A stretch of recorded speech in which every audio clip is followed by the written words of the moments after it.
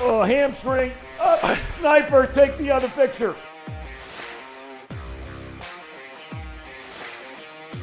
A stinking Browns fan? Are you kidding me? I don't care about no damn Raz score, Casey. Scam of the day, scam of the day, scam of the day. Welcome back to the Zebra Zillionaires. It was a tough one yesterday. Live from Chatterbox Sports Studios, it's Off the Bench with Tom Brenneman.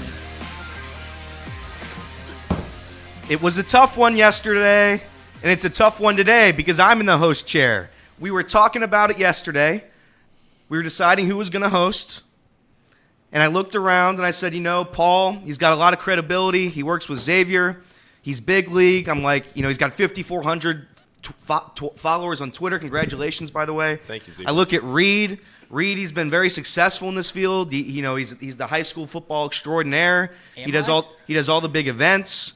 I look at Jacob. He's the assistant defensive coordinator at Alabama, best friends with Nick Saban. I look at Casey. Casey knows how literally every single piece of equipment in this room works. I'm like, all right, one of these four guys is going to be able to host this show. Surely. Reed and Paul, they say, you know what, Elliot? No. We're going to go with the biggest clown in the room. Here's your red nose. Here's your floppy shoes. You now have the keys, and now I'm hosting Off the Bench.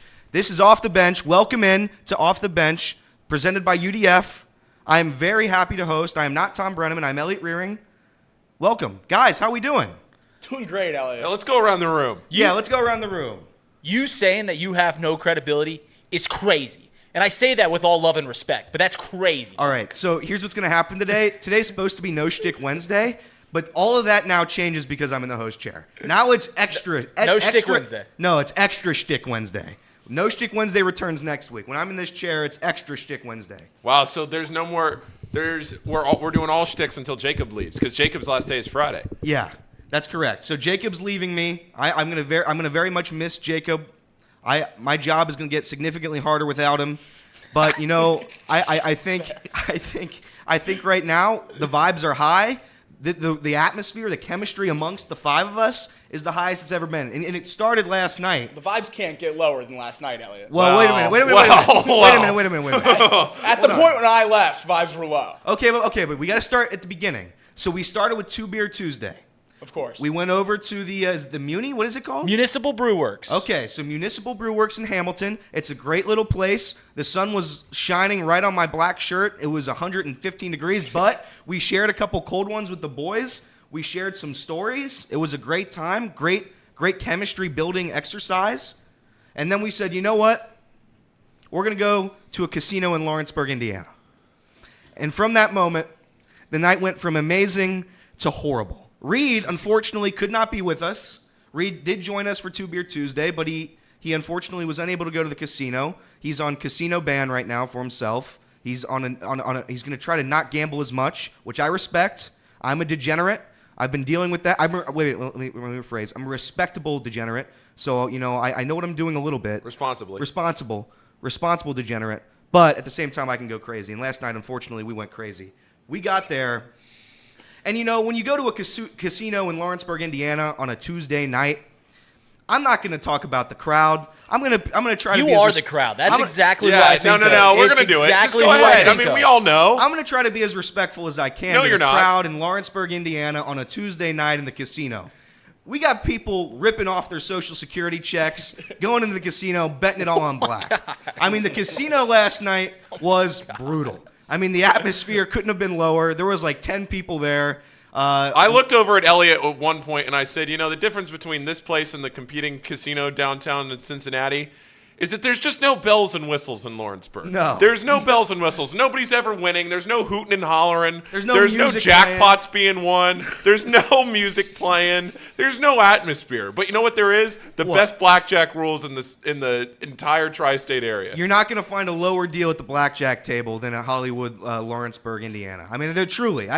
You look around that casino, and there was not like one respectable human there. And I say that with respect, but it was a Tuesday night at the casino. You're not going to find I'm not meeting the Pope or the Queen when I'm going to Lawrenceburg, Indiana, and trying to win a blackjack deal. But anyway, we got there, right? We got there. Each one of us had a plan. Each one of us had a set amount of money we're going to go in with. We're going to win. We didn't. So Jacob was the first one. And we'll start with the blackjack. We went straight to the blackjack table. It was the four of us. Again, Reed wasn't there. So it was Jacob, myself, Casey, Paul. We were all at the blackjack table. We were just running the table. The first guy's name was Robert. Robert might have been the worst blackjack dealer of all time. Robert, if you're listening, Bob? Yeah. You talking about Blackjack Bob? Blackjack Bob was bad, man. Blackjack Bob was great. Blackjack Bob was making fun of us, dude. He would do like dungeons. You win more. He was win more. He was talking You're about making fun of the people there. He's making fun of you. How do you feel? That's true. He was like doing like Dungeons and Dragons deals. Like when we were playing blackjack, he would just make sounds. Do you think it is? Do you think it is? Do you think it is? Oh, you lose. And it was like, what are we doing, Rob? What are we doing? He was laughing at us for losing. Rob, the vibes couldn't have been lower. Rob, do you want me to give you a tip or not? So Rob was terrible. I lost a quick sum of money at that table. I was doing very well. I started off hot. Paul was selfish to start the night. Paul was doing great. Selfish. You were the only one winning. Oh, that's true. I think Casey was kind of in the middle, a little bit struggling at the beginning, and then we get to Jacob. Oh, man. And this is how I knew this night was going to be bad. Yeah. Jacob was given a hand of 15. And you go around the cards. Everybody's got okay hands. Time for the dealer to get his card. Robbie lays a 5. Now, if you know anything about gambling, you don't hit on a 5. No matter what cards you have above 10, you stay. Right? If you have a 12 or higher, you're going to stay no matter what because the chances are a 5 is going to bust. Jacob hits a 15 on 5. I have never seen. Paul was ready to die.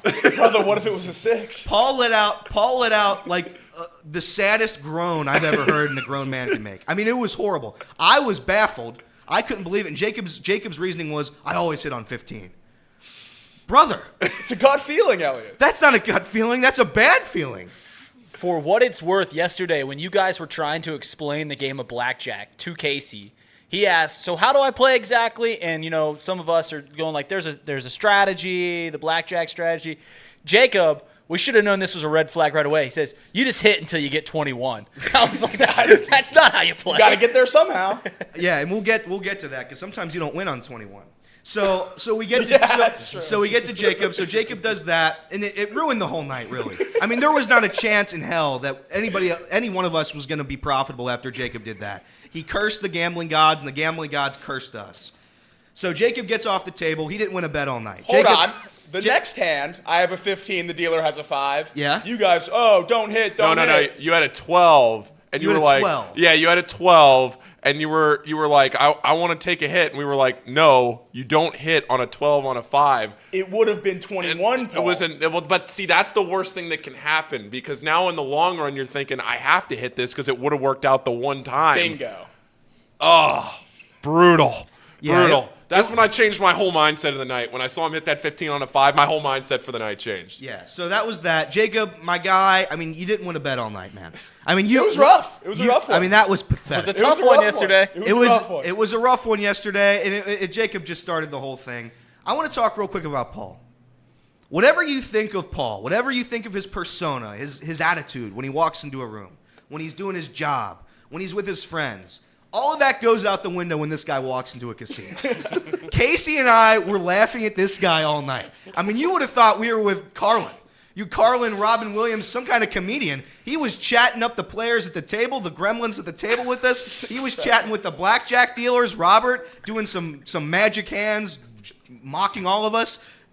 Paul was just making fun of everybody. It was the jolliest guy I've ever seen in a room ever. Casey, what are your thoughts on Paul at the casino? Oh, it was just wild. It was just wild. I mean, Paul, you were like, you were laughing at other people making just like the basic plays, right? And you're like, oh, that's tough. Yeah. You just make every time that someone had like a bad hand. Oh man, that's a deal breaker. Oh, you got to make a double on that one. Paul laughed I'll help in you. the face. I'll help you double on that one. The oldest man in that casino. I mean, my guy. We'll get to it in a second. All right, so that was Robert. After I lost all my coin from Robert, I went over to the electronic blackjack table. I'm not going to say I'm the best of all time over there, but I'm the best of all time when it comes to the electronic blackjack dealer. I run house. I won 10 straight hands in a span of, what was it, Jacob, 3 minutes? Oh, it was couldn't quick. have been more than It was, 5. I mean, it was quick, man. So I got all the money I lost from there, got my little ticket, went to the machine, got more cash. Jacob was losing on roulette. We head back over to the blackjack table to see what Paul was doing, Paul and Casey. They were both doing okay. Paul was doing great. Paul's still chatting up, a jolly little Paul over at the table. I sit back down, and I go to work. At this point, Casey and Jacob leave for craps. Why don't you guys tell us about that story? Yeah, so what happened was I won a side bet on the blackjack table. I won a straight flush, right? Yeah. Yeah, so I had a chunk of change on me, and I'm like, all right, Jacob's down. Let's go to the craps table and just recoup some money. Let's get back. Let's get back in. We go over to the craps table. And I don't think so. We had 2 or 3 dice rollers before you, Jacob, and all of them were buttons out on the first roll, 7 the next roll, almost immediately after. And Jacob, he's never rolled dice before, and Heard he was a pro. he was a pro his first time. He rolled 3 7s in a row first before the button came out. So those are 3 winners in a row. Rolls a 6, and you're thinking, damn, this is a really good roll. We're going to be making some bank here. Rolled a 7 right after that. I mean, it was just really brutal on the table. Yeah, know your roll. I guess I'm just the 7s guy. So give me the dice when it's my time to roll a 7. But Sorry, the worst part about the craps table, and this was the second bad sign of the night. The first hand that Jacob and I played at that craps table, we won on 6 or something like that. The dealer only paid out Jacob and didn't pay me and refused to pay me. Oh, no. He thought he had paid me. And we were arguing with the guy like, hey, you need to pay me. Like, come on, man. Like, what are you doing? And he had to have one of his own coworkers tell him, hey, you didn't pay this guy. boss. Just pay him. That's the kind of operation they're running out there, Elliot. Yeah, like I said, Tuesday night crowd, Tuesday night employees at the casino, not going to be great. All right, so we go back to the table. We go back to the table, and it's my turn. We have 2 dealers now. I'm going to tell the story of 2 dealers. We got Shay and we got Megan.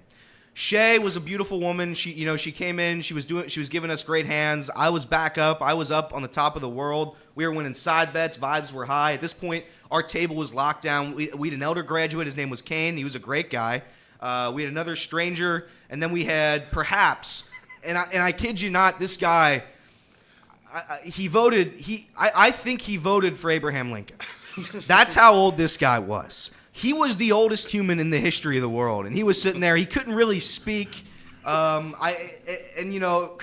we were all profiting, this poor guy was losing every hand he had. And Paul, good old jolly Paul, was sitting there laughing at him, just belly laughing at this guy. And every once in a while, this guy would hit, and Paul would go, hey, and just give him a little love back. But man, I wasn't laughing at him. I was laughing at the fact that we were all winning. Yeah. And the dealer would just so quickly snatch this guy's chips away. And he had won a side bet for like $500. And that stack was just dwindling, baby, all night long. Poor guy. Poor guy. All right, so we were all doing well. But as you know, when you go to a blackjack table, the dealers switch often. Shay leaves us, and here comes Megan. Megan and I had a good thing going. We were winning hands, first 10 hands, everything was great. Paul was winning, I was winning, Casey was winning. Jacob wasn't playing because he sucks. So then we get to about the 11th hand. I have a 21. At this point, I had all my chips. I was feeling good. I went all in. I hit 21. Blackjack. No. Well, not blackjack. Well, it was 21. Yeah, it was 21. So it was 21, which is a blackjack. That's how that works. It's not. That's just not how that works. If you get 21, is it not a blackjack? No. Blackjack's the first 2 It was cards. on 2 cards, though. It was not. Oh, did you get a blackjack? Yes. Oh. Yes. Well, yes. no, but then you would have. No, you did not. No, because the dealer didn't flip a blackjack. You had 3 cards that added You up had to 3 cards. You 21. pulled. Okay, whatever. I got to the number where you're supposed to get to. Megan on 7 cards. She keeps flipping them. She gets a 21. So I lose it, or I guess I don't lose it. I get my money back. I put it all again, and I lose it. It wasn't even close. And at that point, I was dead. It was over from that point. Vibes were low for me, and it was pretty much low for all of us. So we take a break. We go to the Went to roulette. we went to the dinner. Well, we went No, to we went to roulette because I hit the 6. No, that was after. So we went to dinner first. It was not after. No. It was. We're gonna get to sports here soon, guys. I promise. Is Elliot So an unreliable narrator? No, I'm a great narrator. We went. Roulette was before dinner. Okay, so we went to roulette. Paul wins a bet. He's in good graces, and we say, you know what? We're gonna take a break. We're gonna go get dinner. We get dinner. We come back in. Jacob at this point is left. He's the worst gambler of all time. So it's just me, Paul, Casey. At this point, I'm done gambling. I'm just there for the vibes. Paul walks in. Casey and I, we're just sitting next to him, really. Casey loses his, 40 chips or whatever, $40 in chips. And it's just Paul. And we're losing, and we're losing, and we're losing. And this guy's name is Mark. Now, Mark was a good old boy. He lives on a farm somewhere in nowhere, Indiana. And this guy was worse than Robert. He was just like, I don't think you guys are going to win. And we're like, what are you doing? What are you doing? So then Paul's down to his last several whatever chips. He puts it on 2 hands because Casey and I have been eliminated. We put it on 2 hands. Paul rides it over on both hands 4 straight times, including getting a blackjack, to get up to an insane number. And we at the end of the night, we leave happy. Well. And then Paul, what happened? So we're walking out of the casino. I had just cashed out. I mean, it truly was probably my greatest blackjack run of all time. And I've played a lot of blackjack. I don't know if the vibes had ever been higher than what they were going up to that cashier for what I was cashing out for. And I turn around. We're all laughing. We just couldn't believe what had just happened in the last 5 minutes. And this degenerate is sitting in a slot. And again, I'm not going to judge anybody, but he had a lot of tattoos and he didn't have a lot of teeth. So he turns over, he's ripping a cig, and he looks over at Paul. And what does he do, Paul? He looks at me and he points at the ground and he goes, "Hey, buddy." And as you know, you're not supposed to look at that. It's a meme. You can't look at it.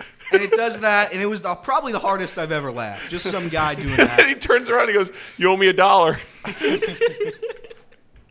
Oh, but it was a good time. That was a story of the casino. Thank you for bearing with us. That was a good time. All right, it's time to talk about the Reds. The Reds win a game in Milwaukee. How about that, fellas? Abbott, 6 innings, 7 hits, 1 walk, 9 Ks, no earned runs. Will Benson had a phenomenal game. He had a great defensive play in right field and a game-stealing 2-run shot. Ian GIBAUT, Sims, oh my God. I'm dealing with a throat thing, guys. My voice is going to crack. You don't want to talk Reds? And I'm going to cough. I do want to talk Reds. Your voice didn't crack once during casino talk. It did not. Duarte was not good. Gave up 3 earned in the bottom of 9. Diaz gave up another hit. Diaz has not been looking good, but he got the job done, got the save. 30 saves for Diaz. That ties the NL lead. So Diaz, phenomenal season. And that's where we go. Reds win 4-3 against the Brewers. Split the series. And that's all I wanted. I just wanted one game against this series. I think, when you play Milwaukee as many times as we have in this short period of time, I don't know what I expected, but I certainly expected to win more than 3 games. Or 2 games. I think we've won 2. Is that right? 3-8. We're now 3-8. 3-9. No, 3-9. 3-9, but 2 of them were in the last 3 weeks. You know what I'm saying? The recent 3 series. So it's a nightmare scenario. The Reds have played so poorly against Milwaukee, and in large part because of their pitching. Corbin Burns has been nails. Devin Williams has been nails. We haven't been able to get any runs in the bullpen, but luckily last night we scored 2 on Burns, and that's what you have to do. You just have to get a decent lead before Devin Williams is able to come in the game, and that's what the Reds did, and they won the game. Guys, how big was that win last night? Just for the morale. Just for the morale of the team. Just to not get swept by Milwaukee again. That bottom of the 9th inning carried me the entire way home from Lawrenceburg. I was listening to it on the radio, and it carried me pretty much the entire way home from Lawrenceburg because I was sitting there thinking to myself, the Reds were up 4-0 going into the bottom of the 9th inning. I was so far away from my house, so I'm thinking, am I going to make it home by the end of the postgame show? Am I going to be able to? I was turning into my driveway as the game ended. And you know what? This degenerate. When it was 4-0 and the Brewers were losing, I legitimately, when I was getting in the car, I thought to myself, are they even offering odds on the Brewers right now? They think they've turned the odds off. I went and I looked. I didn't see the Brewers-Reds game on the book. And I thought, it's okay. The Reds, they'll be fine. They'll be fine. They'll be fine. No, not fine. But they did get it done. And sometimes in games like these, it takes a lot to get over the hump. It feels like sometimes in sports, when you're playing a team that you just haven't beat before, it takes your utmost effort to just get over the hump and get a monkey off your back like that. And they did. And we were in the casino last night for like the first half of the game, so we didn't see a ton of the plays in there. But Jacob comes over to me at one point, and he just says, David Bell is just crushing his head. The umpires have messed up again in Milwaukee, and he's just doing this. Just banging on his head. The challenge in Major League Baseball has been around for a couple years now, and I have never seen a manager hit their head that hard to call for a challenge. I mean, he went both hands, clean smack, both sides of the head. It was fascinating. He has to enter concussion protocol. Well, I think he's just he didn't get ejected, right? He did not. Okay, so I think at some point, maybe today, he'll get ejected. If I could take David Bell to get ejected today, I would be all over that prop. Umpires shouldn't be this bad, man. The umpires shouldn't be as big of a part of the game as they have been in this series, if I can speak. So I think it's big for the Reds to get a win against, I'm not going to say a rigged deck, but truly the umpiring plus 2.11 runs in a game where they scored 3. Are you kidding me? It's just bad. It's just been bad. But I want to talk about Andrew Abbott. Andrew Abbott is the ace of this team. Andrew Abbott is now the ace of this team. I know we talked about it yesterday. I know Hunter Green's probably the most talented guy on the roster. But Andrew Abbott has been the best pitcher this season, and he is the ace. If the Reds make the postseason, he is game one. In 10 games started, he has a 1.9 ERA with a 0.96 whip, right? Hunter Green has a 3.9 ERA in 14 games started. I know it's a smaller sample size, but Andrew Abbott, you have to feel the most confident when Andrew Abbott's on the mound, right? Has Andrew Abbott been the best rookie for the Reds this season? And we'll get to that point later on, but yeah, he has. He's been the most important. The team has struggled with starting pitching all year. Everybody knows this. They've been a whole lot better lately. But Andrew Abbott, having the confidence that when Abbott pitches, you know the other team is not scoring 2 runs, that means everything. That means absolutely everything when the offense is as good as it has been. So I think Andrew Abbott is the ace. I think he starts game 1. Hunter Green's great. He's been dealing with a lot of injuries. His fastball is phenomenal. But I think Hunter Green's fastball can get caught up when you go for the third time around the roster, right? The third time around the lineup, I think 103 mile per hour fastball down the gut, I think that becomes more attainable. Andrew Abbott's stuff is nasty. I think Andrew Abbott is the starter in game 1. Paul? I agree. I think the way that he's pitched right now, and you're looking at with guys coming back potentially, and how this rotation is stacking up, why not? I mean, 16 straight scoreless innings, and he's done it in big spots. That's the thing, is he hasn't gone out there and he's just done it against nobodies. The Reds needed him to go out there and put up some scoreless innings last night, and that's exactly what they got out of him. And how about the under? I mean, the under just smacks. The under's free. When you're playing in Milwaukee, it's free anyway because the umpires aren't going to allow it, and the Brewers just get automatic wins there. So just take the under. They don't score. The Brewers aren't good. That's the other thing. This Brewers team isn't good. They are good, so when everybody looks at me and they're going to say, oh, they're not, Elliot, you're wrong, they're not good. Reed makes this joke, and Reed will cut him in a second. But the Brewers team isn't good. This team isn't going to win a World Series. They're not. Is that the appropriate bar for determining if a team is good? No, it's not. But this team isn't beating the Braves in a 7-game series. They're not beating the Braves in a 3-game series. They're not beating the Dodgers in a 3-game series. If I'm going to be completely honest, I love the Reds' chances in a 3-game series. I love them. I don't think they're beating the Giants in a 5-game series. I don't think they beat the Padres, who have sucked. I don't think they beat the Padres in a 5-game, 3-game series. I don't think the Brewers are that good.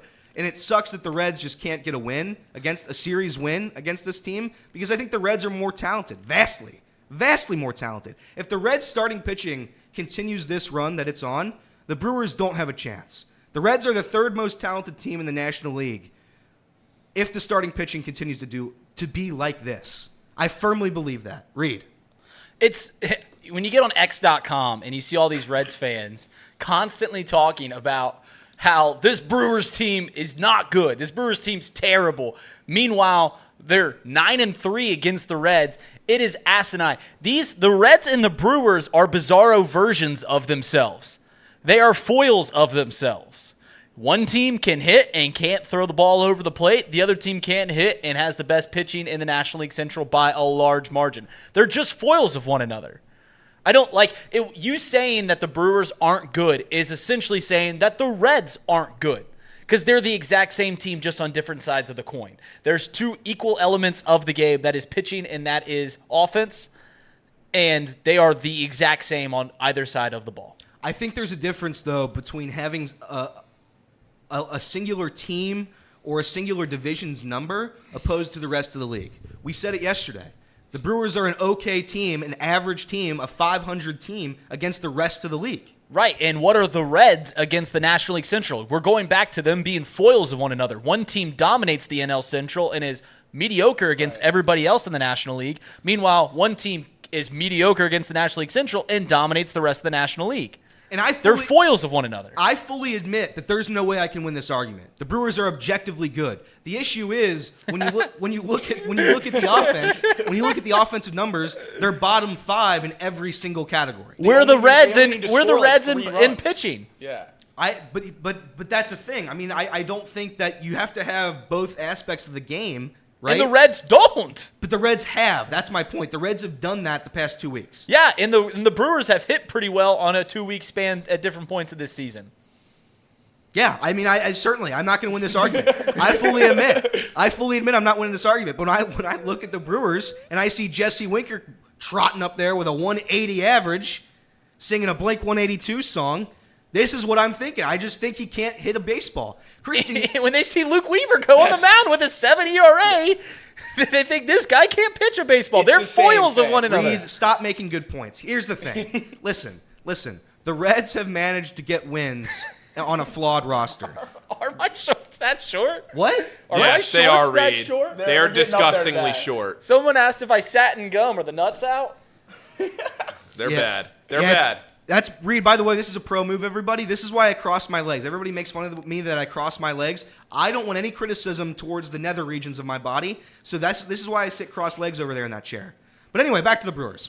I think the Brewers are a deeply flawed team. I think starting pitching can only get you so far. You saw what happened in 2020 when Trevor Bauer gave up 0 runs in 9 innings and the Reds managed to lose. I think offense trumps pitching in the playoffs. I believe that. I know I could be proven wrong on that. I'm sure there's a lot of stats to prove me wrong. I fully admit that. But when I use my dumb brain, I'm thinking back to the 2020 season where the Reds scored 0 runs. Starting pitching gave up 1 combined run in that series. 0 runs were scored by the Reds offense. And that's where I'm like, how far can you go when you have the Braves who have Ronald Acuna, Matt Olson, right? Marcell Ozuna isn't a nobody. I mean, he's not a good guy, not respectfully. And you look around that roster and you're like, Ozzy Albies, these guys are going to score 5 runs, 6 runs. The Brewers aren't going to be able to compete with that. Same thing with the Dodgers, right? I think it's the same thing with the Padres. The Padres suck. I don't think they'll make the postseason. I think it's too late. But it's a point where can you outscore the other team in the postseason? I believe that. If we're talking about how the National League Central stacks up against the rest of the top teams in the National League, it's a losing battle. We know that the Reds and the Brewers aren't as good as the Braves, aren't as good as the Phillies, aren't as good as the whole National League West competing teams. The Marlins are the one anomaly. But yeah, I mean, I don't know. I guess you're making the same points as to why the Brewers aren't good, that you could literally sub out the word Brewers and put in the Cincinnati Reds, and the same argument applies. But here's the part where I think I do have a trump on you, a trump card, Donald. DT's 47. That's right. I think the Reds are more talented. I think the Reds are vastly more talented in every aspect of the game. They're not more talented pitching. They're not. Brandon Woodruff's coming back soon. Corbin Burns is probably the best pitcher in the National League. Like I said, they're I think bizarro versions. I think a healthy Nick Lodolo, a healthy Graham Ashcraft, a healthy Hunter Green, a healthy Andrew Abbott. You're not taking any of those 4 guys over Corbin Burns or Brandon Woodruff. I think that's where I disagree. I think Andrew Abbott has been good enough to be in the same conversation as those two this season. In this season, certainly. I'm going to pull a Casey right now. I'm going to look at this season only. I'm going to look at it in a vacuum. And I'm going to say right now, if I have to play the Milwaukee in a 3-game series, I like my chances. It's what have you done for me lately? We would be large underdogs in the series against Milwaukee. I 100% agree. Okay. I 100% agree, and I know I'm wrong. I know I'm wrong when I make this point. I do. But I'm just saying you look around, and I don't think the Brewers are that talented. All right, Will Benson. Billy Baseball. I don't remember. I mean, I could be wrong. I don't remember a player who has started so poorly and then has become what he has become to this team. Jacob has made the joke, and it's not a joke at this point. He's the best 9-hitter in the history of the sport, perhaps. He's hitting 325 since he came back up. It's Mastroboni?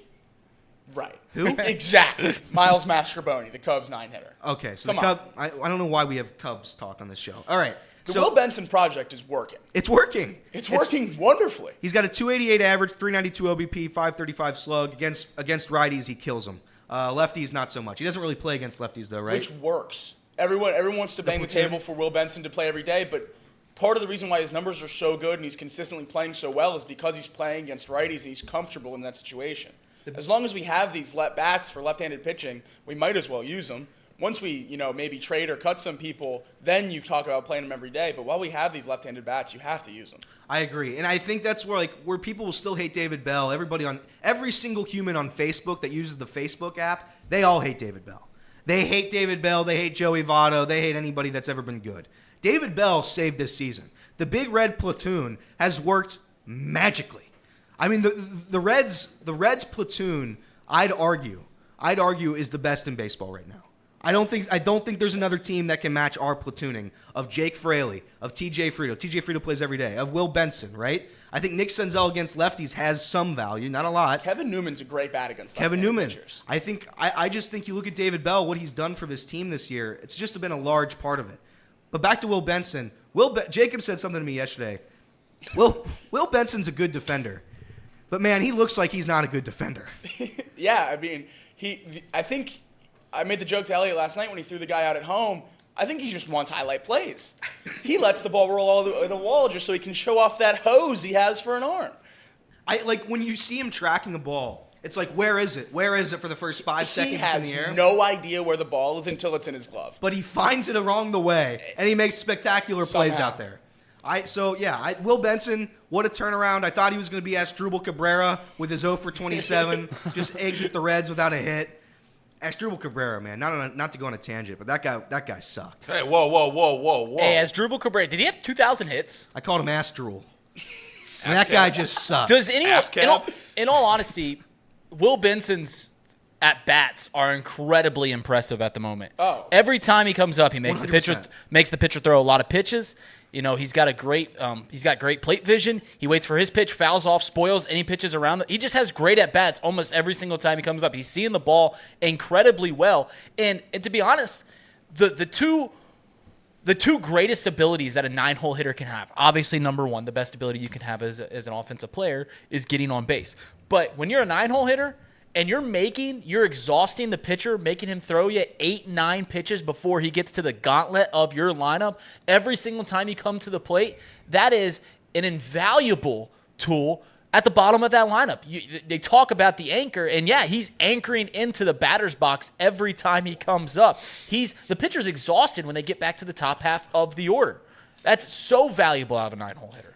And you look at traditional baseball etiquette, and it's like usually you get to the 9-hole hitter, and it's usually the absolute garbage dumpster worst player you've ever seen, right? It's the Austin Nolas of the world. It's the 150 catcher. It's the Kirk Casale. That's right. It's the Miles 150 Mastroboni. It's the 150 catcher. But then you kind of look at it from like a reverse standpoint, and you get to the bottom of the order, and it's Will Benson. Then you go into Elly De La Cruz, then Matt McClain, TJ Friedl, Jake Fraley, and then it's like it all kind of makes sense. Where the worst hitters of our lineup are right around 7-8 right now, 6, 7, 8. And it's the 9 through 6, 9 through 5. It's just tearing up the league. I mean, it's incredible what happened. But that brings me to my next point: Elly De La Cruz. I'm not concerned about Elly De La Cruz. He has struggled mightily. I think it's 4 hits in his last 36 at bats. Elly De La Cruz is going to be fine. What he does defensively makes up, just defensively alone, makes up for what he's struggling right now at the plate. I think he is the best, most talented defensive player in Major League Baseball right now. I know it was overturned, and the guy was called, and Contreras was called safe at first at the end of that game.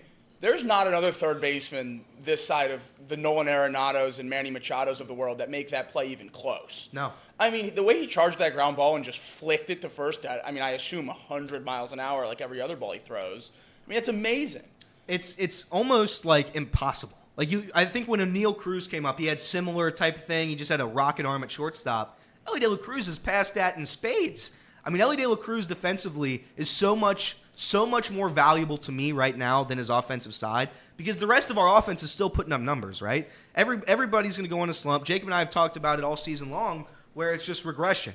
These guys are young. They're going to regress. It happens. It's going to happen with every team. It happens with veterans. Right? Every veteran goes on a slump. Jay Bruce was the king of slumps. Jay Bruce would go a month without getting a hit. He'd go on the next month, he did 30 home runs. It's just like, it's different, right? Baseball is such an impossible sport because it's so long and it's so hard to get a good read of like when can you be good consistently. But when you find that great consistent player, they're a Hall of Famer. That's why I think Joey Votto is a Hall of Famer, just because he's been consistent like that his whole career until this year. We'll talk about him in a second.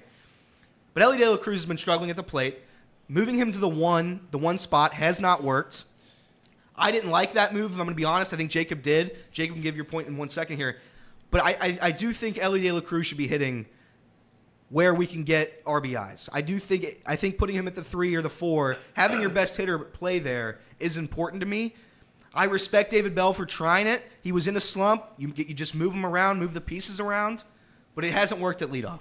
It hasn't. No, yeah, it obviously hasn't worked. He's hitting 125 right around there since he got switched to leadoff spot, which isn't going to cut it. But he's 21 years old. Like you said, the rest of the lineup seems to be working where we have them right now very well. I don't mind giving him the most at-bats. Let him swing the bat to get out of this funk. Keep him at first. Keep him getting 5 at-bats a game. Like, just let him work through this. I think that's the only way he can. It's the same thing we say with Tyler Stevenson all the time. You can't get better at catching without catching. Well, you can't get better at hitting without hitting. So he needs to just stand in the batter's box and swing the bat every day. Yep. And, I mean, that's kind of where I am with it right now because we know what he can be. And even in a stretch where he's hitting 125, he hit a baseball 500 feet. Like, he still does stuff in that 125 to provide value. And you touched on his defense, which is amazing. And when he's getting on base at an all right level, even though he's not getting hits, he's not stealing the bases as much as he was. But I mean, I still am not moving off of him at first right now. I would move him relatively soon. Maybe not this series. Maybe not next series. Like Jacob said, just give him the at bats, give him the reps. It'll come. The thing about Elly Dey La Cruz is, he's getting on base right now at a 311 clip, which isn't cutting it as a leadoff man. But I don't think his slugging percentage is truly indicative of how many bases he generates the Reds, because slugging percentage is just based off of total bases divided by how many at-bats you've had. When my man gets on first base, he ain't staying at first base. Anytime he is on base, he's getting to second, if not third. He's 17 stolen bases in, 30 games, 40 games, whatever he's played. Yep. So the fact that if he gets on base from that leadoff position, he's in scoring position for the teeth of the Reds lineup. If you can just figure out a way to have, longer at-bats, if you can figure out a way to just generate more opportunities to get on base for Elly Dey La Cruz, the Reds offense is back to where it was at the end of June. And the Reds offense, I'm not even concerned about it. At this point, we're too far into the season. The Reds offense has been too good. These at-bats, these hits, these runs, they're gonna come. At this point, no matter what, they're going to come. In large part, one guy that we haven't talked about, and I think his name gets almost overlooked at this point, Matt McLain. And this is Casey's guy. Matt McLain. My guy. Let's go to war, Casey. He's been one of the most consistent players on this team. Him and Andrew Abbott, I know something good's going to happen when when Matt McLain A, steps up to the plate, and B, is on defense. I think he's been phenomenal. I think he's been the most consistent guy on this team since when he's appeared. You look around this team, and there's a lot of guys going some slumps. Matt McLain's been consistently good all the way around. Absolutely. You can always rely on him to either A, get you some really good offensive performance, or B, be really solid on defense. He never slumps on both, right? You're always going to get something out of him. And it just seems like time and time again that, he's the most overlooked rookie, in my opinion, at the current moment. I think he is. 100% is. I don't know if there's you can't really change what he's doing though, right? You just got to let him keep doing what he's doing. Yep. And he'll perform. Yeah, I think and Matt McLain has been a huge part of this team's success. And when you get, I know it's down the road, but at some point the Reds will have to extend some of these guys. I want him extended. Yeah. I want Matt McLain to be a part of this team for a long time. I think he needs to be priority one. The consistency he's shown on both sides of the ball, it's amazing. I mean, he's come in. You guys said Andrew Abbott's the best rookie. He has a 1.9 ERA. You can't really argue with that. I think it's been Matt McLain. Since the minute he came up, he changed this whole team. The defense, the level, we were talking about the defense being what's holding this pitching staff back. And since Matt McLain came up, we have been a very good defensive team. These young guys are flying all over the field, covering the balls that were getting through the infield before. Matt McLain's hitting 306, getting on base 375. I think he's the perfect three-hole hitter. I love him at second base. So just one thing really quickly, Matt McLain also leads the team in WAR at 2.6. Yep. I mean, he's almost a whole point above everyone else on the team. Go ahead, Reed. I'm not a Reds historian, But has there ever been a 5'8" second baseman that bats 3-hole on a touted lineup that is maybe the most slept on and best player of the team? I don't think so. Jose Altuve is the only one that has similar ability, but You don't they think play so, him at Elliot? leadoff. You don't think there's ever been a red second baseman, 5'8", batted 3-hole on a team? Never. Never? Phillips didn't do it, right? Go a little bit farther back. Joe Morgan. Brother. Oh, well, okay. So we're playing games here. All right. So I lost that game. That was a game that Reed played, and he was trying to, he made me host today. And That's you're the like, best second baseman in Reds history, Elliot. listen. He was the best player on the Big Red Machine. Sorry, guys. Sorry. When you're up here and you're trying to think of your conversation points. I'm not playing tests. I'm not going to have a test. Stay on your toes. I will not blame Elliot for that. I couldn't tell you the heights of players. We know you Any don't. of We it. know, We know you Come on Casey. now. We know. Elliot's supposed to be a baseball guy. I apologize to Joe Morgan. I apologize. I should have known the name when Reed was testing me just then. I'm bad at tests. What can I say? Look at my ACT score. But I think Matt McClain, there's like a select guys you're going to have to extend. Obviously, you can't extend everybody. But I think Elly and Matt McClain are priorities number 1 and 2. Yeah, I mean, if you can get a contract extension done with Elly, you do it tomorrow. Correct. I refuse to believe that the Reds haven't went down that road already. I think you're talking to him before he even comes up. I think if it was going to get done this year, it would have already gotten done. I don't think you should hold your breath for an Elly De La Cruz extension. I would love to see McClain extended. I don't know what an extension looks like for the other guys. Definitely wait on pitchers like Andrew Abbott. I mean, he's been great, but you got to wait on pitchers. Yeah, I think those are definitely 1 and 2. Yeah, all right. Next up, by the way, bullpen. I'm going to talk a little bit about the bullpen real quick. I don't trust this bullpen. There is not a force on earth that can make me trust this bullpen. I want to trust them. And Nick Kirby's going to come on here, and he's going to tell me Fernando Cruz is the best pitcher the world's ever seen. I know what's going to happen. And he's going to have all the numbers to back it up. He's going to have, just like the Brewers argument with Reed. I know I don't have a winning argument. These relievers have been phenomenal this season. There's not a reliever I trust. Lucas Sims walks at least one guy every outing, right? Outside of Diaz. Lucas Sims walks a guy every time. Buck Farmer in his last 10 games has given up 7 earned runs. Ian GIBAUT. Ian, Great Britain, fish and chips. Hello, governor. I'm sorry, man. You've been good. He has a 3 RA. He's approaching the sub-3 number. He's been good. If he gets to sub-3. Huh? If he gets to sub-3, what are you going to do? I don't know, Jacob. I mean, if Ian GIBAUT gets to sub-3, we're talking. I'm going to just completely switch my role, and we're just going to go Hall of Fame. Put him in the Hall at that point. Because Ian GIBAUT has been dominant, and I still don't trust the guy. I don't trust him at all. I don't know why. I don't know how. Yeah. But Fernando Cruz, last night, Daniel Duarte. I think Daniel Duarte sucks. And I say that with love and respect. But I don't trust him. And again, when somebody clips this, I have 0 numbers to back it up, and I know nothing's on my side when I say that. That's an irrational fan. That's an that we'll cut it. Yeah, we'll cut that part out. Okay. Yeah, I bet we will. And I'll just get dragged through the mud. But I just don't trust him. Jacob, when you have a runner on base in the 8th inning, and here comes Derek Law, Buck Farmer. When these guys come in, you're smiling. You're like, all right, we got this in the bag. There's only one man that puts a smile on my face that late in the game. Yeah. And it's Fernando Cruz. I love Fernando Cruz. What Fernando Cruz has done, since the All-Star break, right before the All-Star break, Fernando Cruz has been great. He's been the best reliever in this bullpen outside of Ian GIBAUT and Alexis Diaz. He's the 3rd best reliever in this bullpen. So we're saying Ian GIBAUT is the 2nd best reliever? And that's where we are right now as a bullpen. Since opening day last year, Ian GIBAUT has been 3 times more valuable than Jonathan India in terms of WAR. 3 times. What are you going to do with that information, Elliot? I don't know. That's a defeated man. Reed just defeated me there. My guy Jonathan India hits into 16 double plays a week. Ian GIBAUT just pitches scoreless gems, and I still don't like him. I don't get it. Fernando Cruz has a 2.25 ERA in his last 15 games. I have no numbers. If Nick Kirby's in the chat, I'm not looking at the chat right now, but he's going to come at me with all these numbers, his strikeout rate, all his rates. That stupid trade value website that every Reds fan or every baseball fan in the world uses. Fernando Cruz at like a 14. He's got an infinity number. You can trade Fernando Cruz for Shohei Ohtani straight up in that website. It doesn't make sense. The other thing with the bullpen is if Alexis Diaz has pitched within the last 3 days, I don't trust him.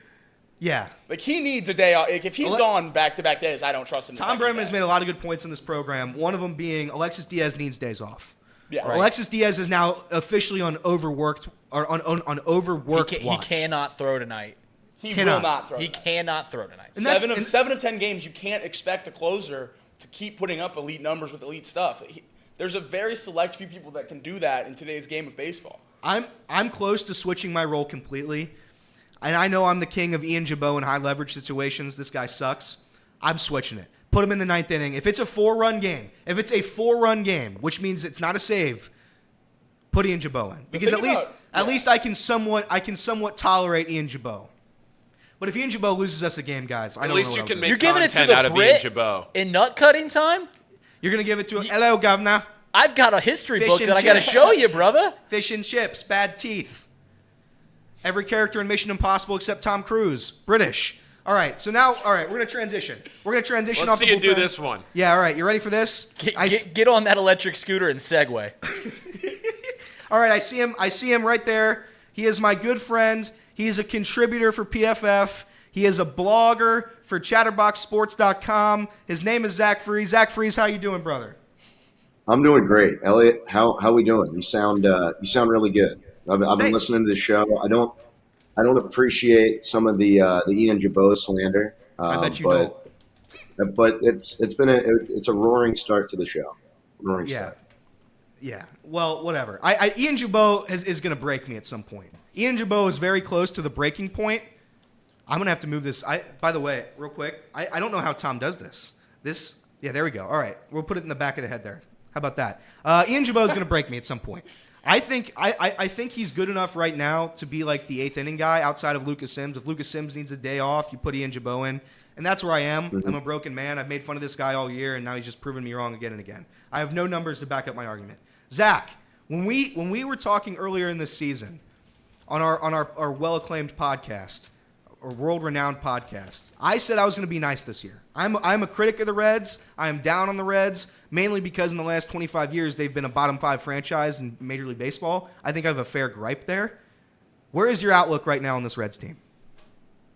I mean, I'm phenomenal. I mean, what else can you say? I think a certain employee of Chatterbox Sports that might be a Cubs fan was saying that the expectations, we were at 65 wins, we needed to lower those. So this is going to be a hell of a losing streak, right? We're going to lose 70 in a row.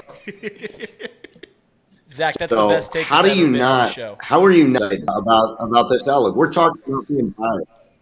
That bad pitching, bad lineup, bad.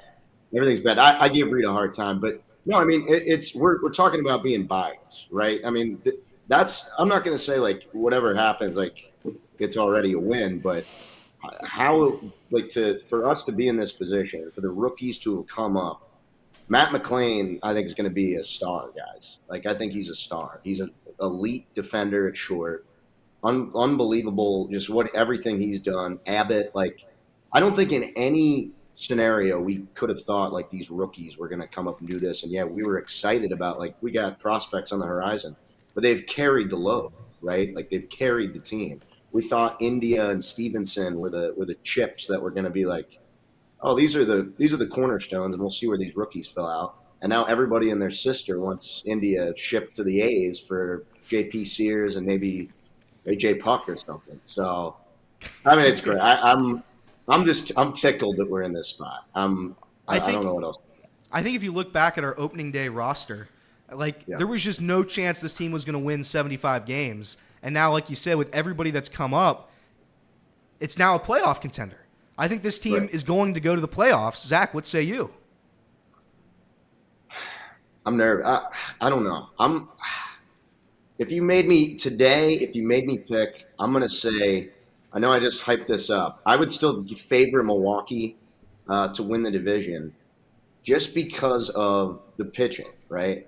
And when you have Burns and you have Peralta and you have their bullpen has just owned us. Pyomps and Williams. I just think at the end of the day, and they're going to get Woodruff back, I don't expect the Reds to make a giant trade for a starter. So I know we're going to get Hunter Green back. I don't know how much you can count on Lodolo. I mean, that's September maybe if he comes back. But if you made me pick, I would give Milwaukee an edge. We'll see what happens at the deadline. So if the odds, I would say we're not going to make the playoffs as of now. Wow. I'm saying no. Right today. Wow. I'd favor Milwaukee. All right. But I think if the Reds pitching continues like it has been, starting pitching at least, and certainly the bullpen's been good all year, but if the starting pitching continues to be like this, I said to these guys before you hopped on, I said, this is the third most talented team in the National League behind the Dodgers and Braves. I think this team is good enough to make a postseason run. I think they're good enough to win a postseason series. And that would be obviously the first time since when? 1999 or something? So I think this team is good enough to do it. And I don't know. I think at the deadline, and then this is my next question for you, I don't know what you try to acquire here. I don't know what makes this team significantly better. Because there's not a lot of pieces to trade, right? Jacob and I were talking about it yesterday, and 2 days ago. We were getting dragged through the mud. Jake Fraley is a guy that you look to trade, right? Or no? Don't do this. No. Elly, What else do the Reds have to offer? What else do the Reds... Nobody's going to trade prospects. If you're looking to trade prospects, Reds fans have declared it. You stick with the process, right?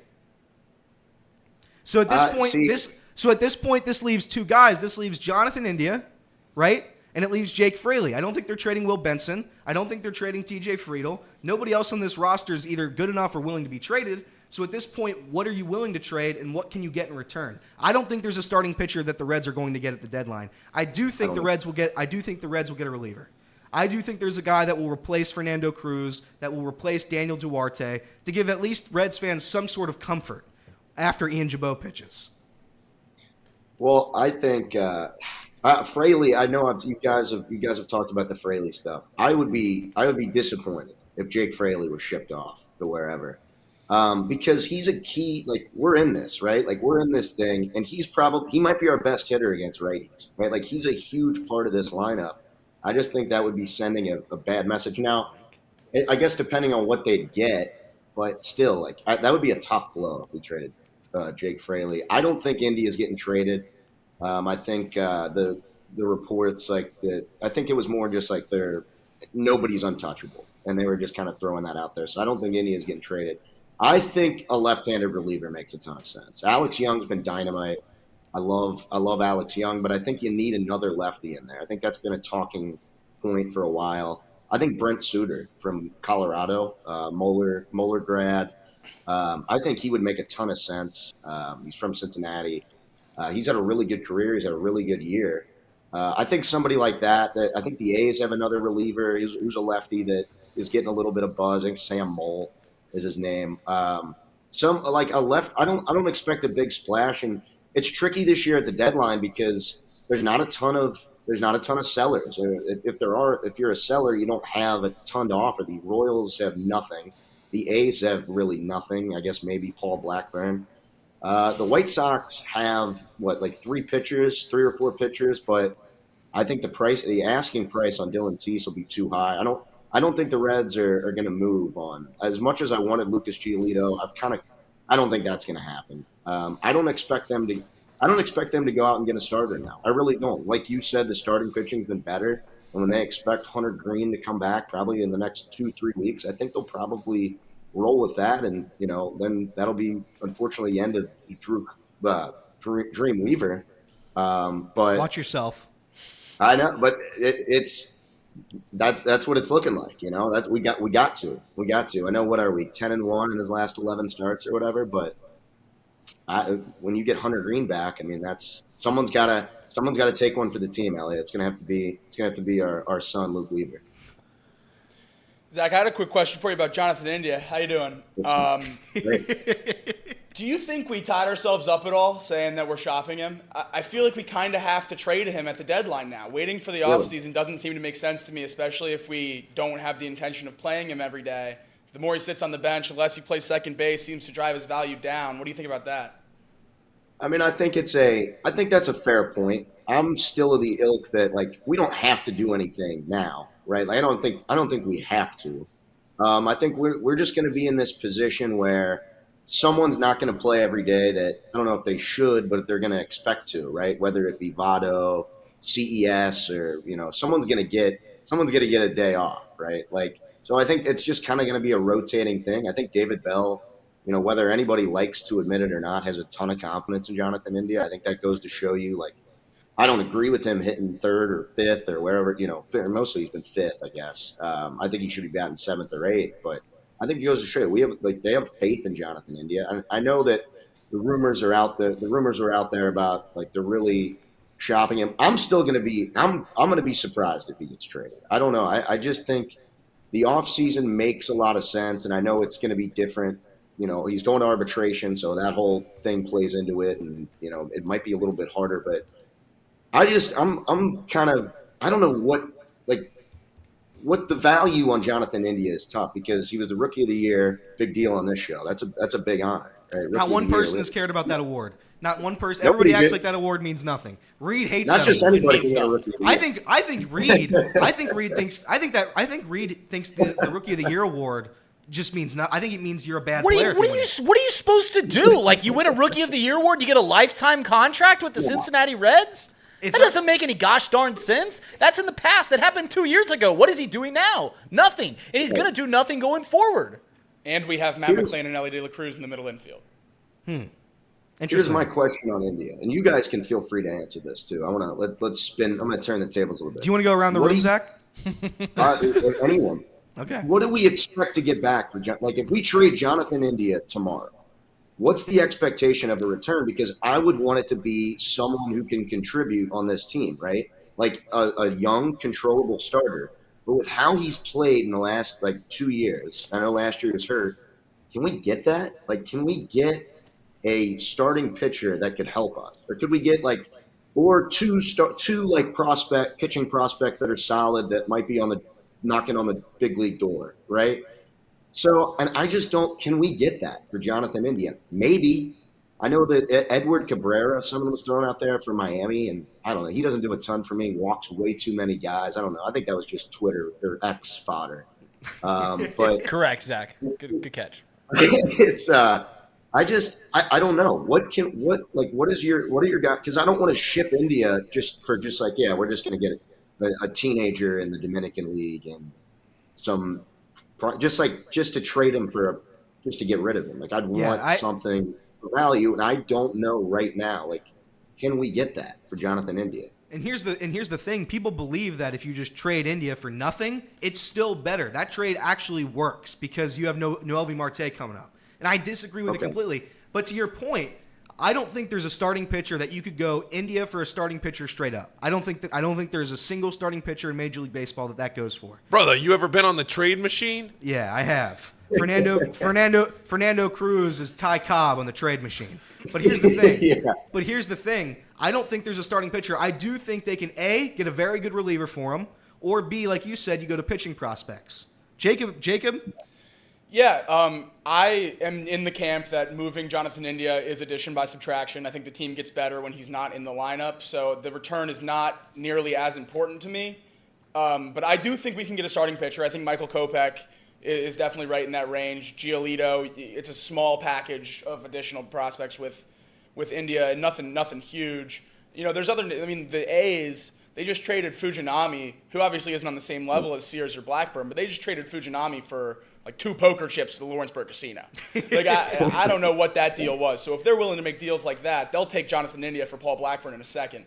So I really think we tied ourselves up with announcing that or leaking, or whatever the right word is, announcing that he's available. I think he absolutely has to be moved at the deadline. When he's not in the infield, Spencer Steers at third base, CES is at first, Elly Marte is right there, coming up soon. I think the team's better without him anyway. If you can load up on a couple pitching prospects, I'm fine with that too. I don't need major league contributors right now. I think one thing that I think you're right about, I don't think it really necessarily matters on the package you get back for Jonathan India. But one thing I don't want them to do is single A pitching prospects, like guys with a 3-year window to contribute to this team. Okay with prospects, but they've got to be, contributing to the team by the end of next season. Connor Phillips timeline-esque pitching prospects. I'd agree. Next opening day type level. And we keep talking about pitching prospects. I mean, outfielders. Right, yeah. I mean, if you get a frame like Bill Benson and an outfield prospect, something along those lines, yeah, sure, why not that either? Speaking of Will Benson, Zach, look at this segue, Reed. Speaking of Will Benson, who has impressed you the most this season on this Reds team? Just in general? In general. Or who has been the one player that you look back and say, this guy was the number one reason why the Reds were successful? And I know it's a team sport, but I love Will Benson so much because he really is like, there is not how many Reds players, Elliot, have there been where literally he looks so lost, he's terrible, nobody wants anything to do with him after April. He's 1 for 25 with 24 strikeouts, and I like Reed was talking about it. His at bats, they're just like, he has an amazing eye, the power. Like Will Benson's been great. Now I remember when he got like, this was the guy I think that the Reds envisioned, maybe not to this extent, but like they saw something. He's a really talented kid coming out of high school, a first-round pick. But I'm going to go with Matt McClain. I know Jacob talked about it. The lineup changed. When he came up in Colorado, the lineup changed. The season changed, right? He's just he flipped the season. And I know Elly's gotten a lot of shine. Elly's been, slumping a little bit. But I think Matt McClain has been even just better than anybody could have imagined. I think. I'm impressed by him defensively. I think I thought he would be the second baseman of the future, and he still very well could be. But man, he's been so good at short. I might not mess with it. Like you could feel very comfortable with him at second, third, short. Honestly, Elly might stay at third, but I'm saying Matt McClain. I think Matt McClain, that flipped the season when he came up. You could tell like this lineup's different. Like this is a different lineup. This is a different team. You could say Abbott too. Really, as a starter, he kind of, I think, steadied the starting rotation ship. And I don't know what our starter ERA has been since he's come up, but I would go Matt McClain and edge though. But Will Benson's the turnaround. We haven't seen. I don't know if we've seen anything like it quite like that. I haven't. From April to July. I don't think there's been a guy like that. Zach, I know you're new here, but on the show, we do not insinuate that Elly Dey La Cruz will play anything other than shortstop. He is the shortstop of the future. He will play nowhere else. Hard stance on that. He's the shortstop. I thought so too at the beginning. That was my thing. I thought he was going to be but I don't know. Matt McClain. Shortstop. Okay. All right. Shortstop. Okay. All right. Glad we covered that hose is anyway. All right, Zach. Yes, true. Zach, you said earlier on that you don't think the Reds will make the postseason. Does that mean you think a collapse is coming? Do you think a collapse is coming? Or do you think the Brewers are just going to win the division, they're going to play phenomenal baseball towards the end of the stretch, and the Reds are just going to tread along for the 500 number, and they're just going to get beaten? They're not going to lose it. They're just going to get beaten. I don't want to say I regret saying what I said. I think it's just going to be, guys, I think it's going to come down to the wire. You think you regret it now? You think you regret it now? Wait till we clip it and put you on Twitter, kid. You're not going to have a single follower after that. Good luck. It's going to be tough. It's going to be a tough look. I think it's going to come down to the end. I think we're going to come down. I think the final weekend, I think we're going to be I think it'll probably we'll be back and forth. I just go back to the starting pitching. Their starting pitching just worries me. When they get Woodruff back, they're going to have Woodruff, Burns, Peralta. That's a tough. I know Peralta hasn't pitched great, but that's a tough top three. And then the back end of their bullpen's been money. And not that the Reds' bullpen's bad at all, because it's been great. But that's my worry. I know they can't hit. I just think we talk about like the Brewers stink, and I listen to that whole thing, and I know what Elliot's saying. It just feels like they aren't that great. They're not invincible. I just think they are kind of the inverse of each other, like Reed said. And I just give the Brewers starting pitching to me. I can't get over just like that. I give them the slightest of edges because of that. I think their starting pitching is a little bit better, or is better. It's better. And I think their lineup is – I think it's bad, but I think, you go on, 2-week stretches, a couple of weeks you get hot, and I think that's probably just going to be the difference by a game or two. I think this thing's going to come down to the edge. I mean, we could still get – the wild card's still on the table, but I just think when you have all those teams, the Phillies – I think are pretty good. I'm not too worried about Arizona, but I think we're going to be I think it's going to be a game or two. I really do. I think this is coming down to a game or two, and I'm going to get I don't even know if I want to look at the chat. I'm gonna get. I wouldn't look don't at wanna- it. I don't even. I wouldn't look at I think it. I'm gonna get a discord. Zach Yeah, I Freeze, think I'm what's gonna your get Twitter a handle, Zach? What's Well, your pump the blog too, Zach. Freezy27 on Twitter. Yeah, the word.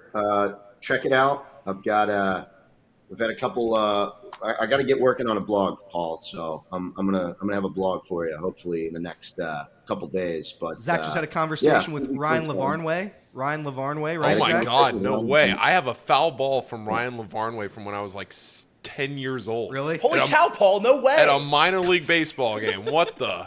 Well, that's a name I haven't heard in like 15 years. What happened to him? What is he doing right now? Never forget. You'll get to with- find out if you watch the video. Yeah. How about that plug? called a How about plug. that plug? Yeah, The it's a Ryan, plug. the Ryan Lavarnway Reds game was one of my favorite Reds games of all time. They lost that game. I think were they up 10 runs in that game, or 9 runs? They were up like 7-2. They had the real tough 10-run inning. The Cardinals had a 10-run inning in the 6th. I laughed after that. Jared Hughes gave up a grand slam to Jose Martinez in the 6th, and I was like, I'm leaving. We're done. I'm out. I left. Yeah, the 10-run slips. Yeah. I think if you look at this Reds team right now, the wild cards, some of the wild cards of this team, TJ Friedl, Jake Fraley, Spencer Steer. I thought TJ Friedl was going to be a 5th outfielder coming into this season. I thought he was a bum, respectfully. I thought Jake Fraley was a decent player. I thought he was going to have power. I was decently high on Jake Fraley, and then I was pretty out on Spencer Steer. I didn't believe in Spencer Steer. I have been proven wrong on every single one of those, except for I guess I was technically right on Fraley. Credit me.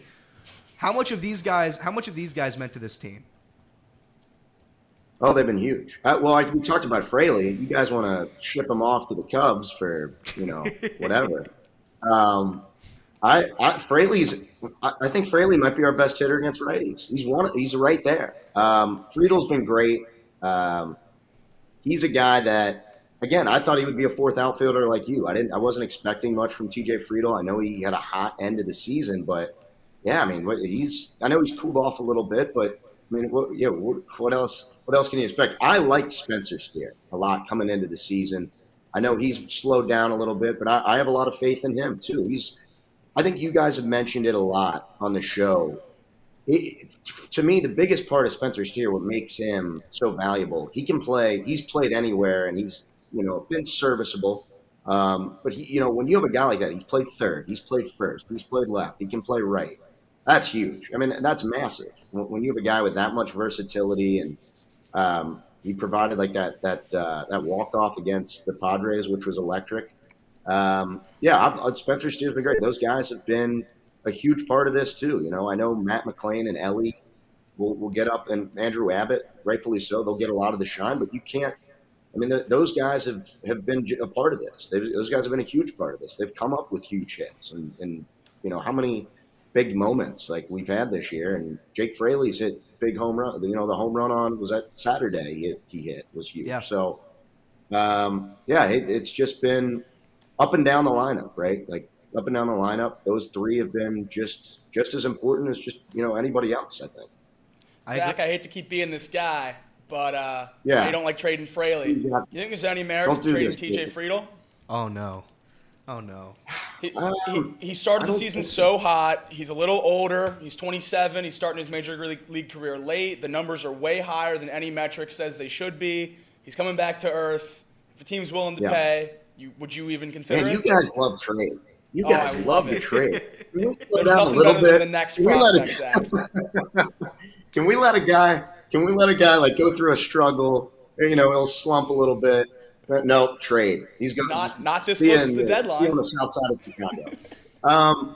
I don't know. I don't see it. I mean, it could. Look, I'm never gonna. I guess I'll never say never. Like if a team comes with if we get a controllable starting pitcher, then maybe, I'd be open to it. But I don't really see it. I'm not like actively like we gotta get. But we're shipping Friedl. He's gone. Yeah, a little I'm inside not, like, baseball. that's I have a not, friend like- that's a Padres fan, and he texted me and said, "Is there any chance we could get TJ Friedl?" Oh no. And Okay. my eyes are on Blake Snell. So this is why you're in a trade. You just got buddies like, hey, can we get Matt? They McClain? want TJ Friedl. I'll give him TJ Friedl. Listen, Zach, this guy has insiders all around the country. He works very closely with Nick Saban. I can't even imagine the contact list in his phone. You look around the NL Yeah. Central, Zach. You said the Reds will finish second to the Brewers. What about the rest of the three teams? How do they finish? Because I have been saying from the beginning that you can't rule out the Cardinals. Zach is with me on this. I know it. I still think the Cardinals end up finishing third, and I think the Poverty Cubs finish fourth, and I think the Pirates finish fifth. What are your thoughts on this, Zach? I think I think the Cubs are going to finish third. I know that'll warm Reed's heart a little bit. I think the Cubs finish third. The Cardinals, I wanted to be scared of them, but I think they just suck.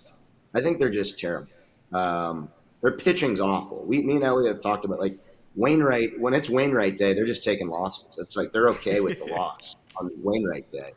I think the Pirates are terrible. They'll finish fifth. I think the Cubs will probably, like, they might have a little bit of a push in them. We'll see, though. I don't know what the Cubs do with Bellinger and Stroman. Like, that's going to be big. They might, if they sell those guys off, then maybe you could. I guess I could be talked into them finishing fourth. But I think the Cardinals. I want to, like, I know deep down, like, I should still be worried, but I think they just suck. I don't think they're good. They have talent, but they're going to sell off probably Flaherty or maybe Hicks or something like that. So I'm not too worried about the Cardinals. I think I don't want to give them the done chain, but we're right there. We're basically there. That's fair. All right, we're going to transition a little bit here to UC. I know you are the biggest UC fan of all time. That's in your bio, I'm pretty sure. UC football is about to get going. Where do you predict this team to finish? The number's 4.5. The number's 4.5. I'm killing the under. I am destroying the under. I think it's going to be a rude awakening. Zach? You're taking the under? Really? Taking the under. Taking the under. I would see. I don't know. If I had to bet it, I would bet the over. I would say, look, 5 or 6 wins. I think that's about right. It feels like a 5.5 win team. 5.5, 6 wins. It's a lot. Just everything's new on offense, right? That's the biggest thing.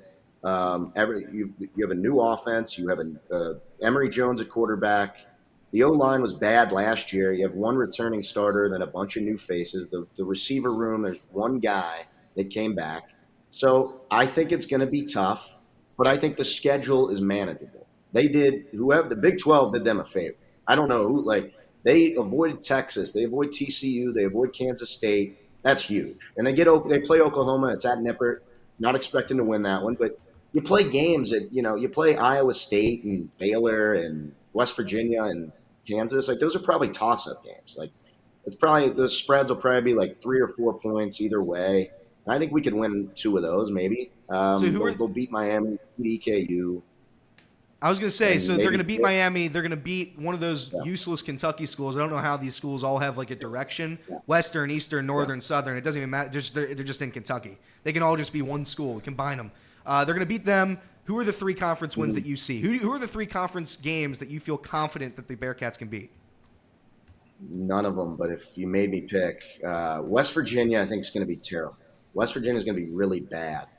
The other, I would say Iowa State, I think we win, and then I'll say Kansas. Although Kansas is probably going to be better than people think. They had 6 wins last year, which is a lot for them. They got a really good quarterback. Kansas is going to be tough. I'll say those for sure, and then you could maybe sway me on Baylor. That'll be I think a close one. But those are the 5. I think those are the 5 games. If I had to say right now. That's a heinous prediction, Zach. Absolutely heinous prediction. What's wrong with that? What's wrong with the prediction? The fact that you're even wavering on Baylor is absolutely crazy. Baylor is going to stomp UC. I think UC so? wins like 3 games this year. And one of those is not Miami, Ohio. And Zach, you need to listen to this guy again. He's the assistant. He's the assistant defensive coordinator at Alabama. He works very closely with Nick Saban, and he's also an Ohio State fan. So it's kind of a double trouble situation there. So his opinion means more than ours. His opinion means way more than everybody in this room. Go Ohio State, go Alabama, go. I hope you have a successful season this year, Jacob. You look at Scott Satterfield, Zach. I think Scott Satterfield was a bad hire. I think it's a bad hire. I don't think it moves the needle. I think there were better options available. I don't think he had a ton of success in college football. I think his last team begged him to leave. I don't think this is a good hire. What say you? It was not. When I woke up to the news that we hired Scott Satterfield in December, I was not thrilled. It wasn't like I don't know. You're right. It wasn't a sexy hire. I don't think it's a great hire. But at the end of the day, I'm going to give him a fair shake, right? Like I'm going to give him a shot. He'll get 3 years, right? That's just kind of how it'll go. It isn't great that Louisville is throwing parades when he, took this job. That doesn't bode well, I don't think. But I think he's recruited well so far, and that's been exciting. But I'm kind of with you. I'm not like he's got to prove it to me. Like I feel like the Fickle thing. Like I was more on board with that, and then he had to clean up that Tuberville disaster, so he got a little bit of a pass. But yeah, he'll have to show. I think he'll have to prove it to me. Like I'll have to see. Like if they would have to win like 7 or 8 games for me to like. If they won 7 or 8 games this year, I'd be thrilled, and I think he would get. I think he'd deserve a ton of credit. He'd probably win me over entirely. But I'm not like totally like against anti-Scott Satterfield. I think I could see this working out. Like I don't think he'll. I don't think we're going to the college football playoff or anything like that in his tenure. But you never know. I'm going to give him a fair shot. And I think that's all you can do. We'll give him a couple years. If he stinks, we've recovered before. Tommy Tuberville lit the program on fire, and we've recovered. So, I'm not jazzed up, but I think it's still like you give him a shot. Let's see what happens. Do you think Evan Prater receives a standing ovation when he gets a touchdown on an end around for the first time this season? I like what you did. I like Evan Prater moving to receiver. I know, I actually think I think it's good for him. I think it's good for him. Like Matt Saracen in Friday Night Lights season 3. Dude led him to a championship as a receiver, and then in the big game he came in as quarterback. I don't know. Could be similar. Could be similar. As you know, I didn't make it that far in Friday Night Lights. No, Zach stopped right after Landry murdered that guy in season 2. Shout out to the writer's strike. No Friday Night Light fans in here? No. Movie. We like good TV. Movie's good. We like Movie's good TV great. shows. Movie's great. Yeah, this sucks in here. This is just terrible. Speaking of prove it year, Zach, I think it's a prove it year for Wes Miller. I think this is the most excited. This is the most excited I've been for UC basketball in a very long time. You get to play teams like Kansas, Texas, just juggernauts in the college basketball field. How do you think Wes Miller is going to fare this season? I'm actually really optimistic about this. I know it's kind of strange. We lost Landers Nolly, we lost David DeJulius, and how do you replace that? Well, I think Aziz Bandango was a huge get for them. They've needed a rim protector. Last year they were a little bit better. 2 years ago it was terrible. But last year they needed rim protection. Vic did the best he could, but Aziz Bandango is going to change this team defensively at the rim. That's going to be. I'm excited to see the front court with him, Vic. They added Jamil Reynolds, who I think is going to add something, especially on the offensive end too. And then, I think he did a really good job this offseason in the transfer portal with guys like Seamus Lukosius. Paul knows him really well. He was good at Butler, good player. How will he fare defensively? You worry a little bit. But I think he's a skilled guy. Can play I don't know if he'll be on the 3. I think he'll play the 3. And then you have CJ Frederick, who I think expectations are probably got to be tempered just because we haven't seen the best CJ Frederick in 3 years since he was at Iowa. He had a bunch of injuries at Kentucky. I just worry about his health more than anything.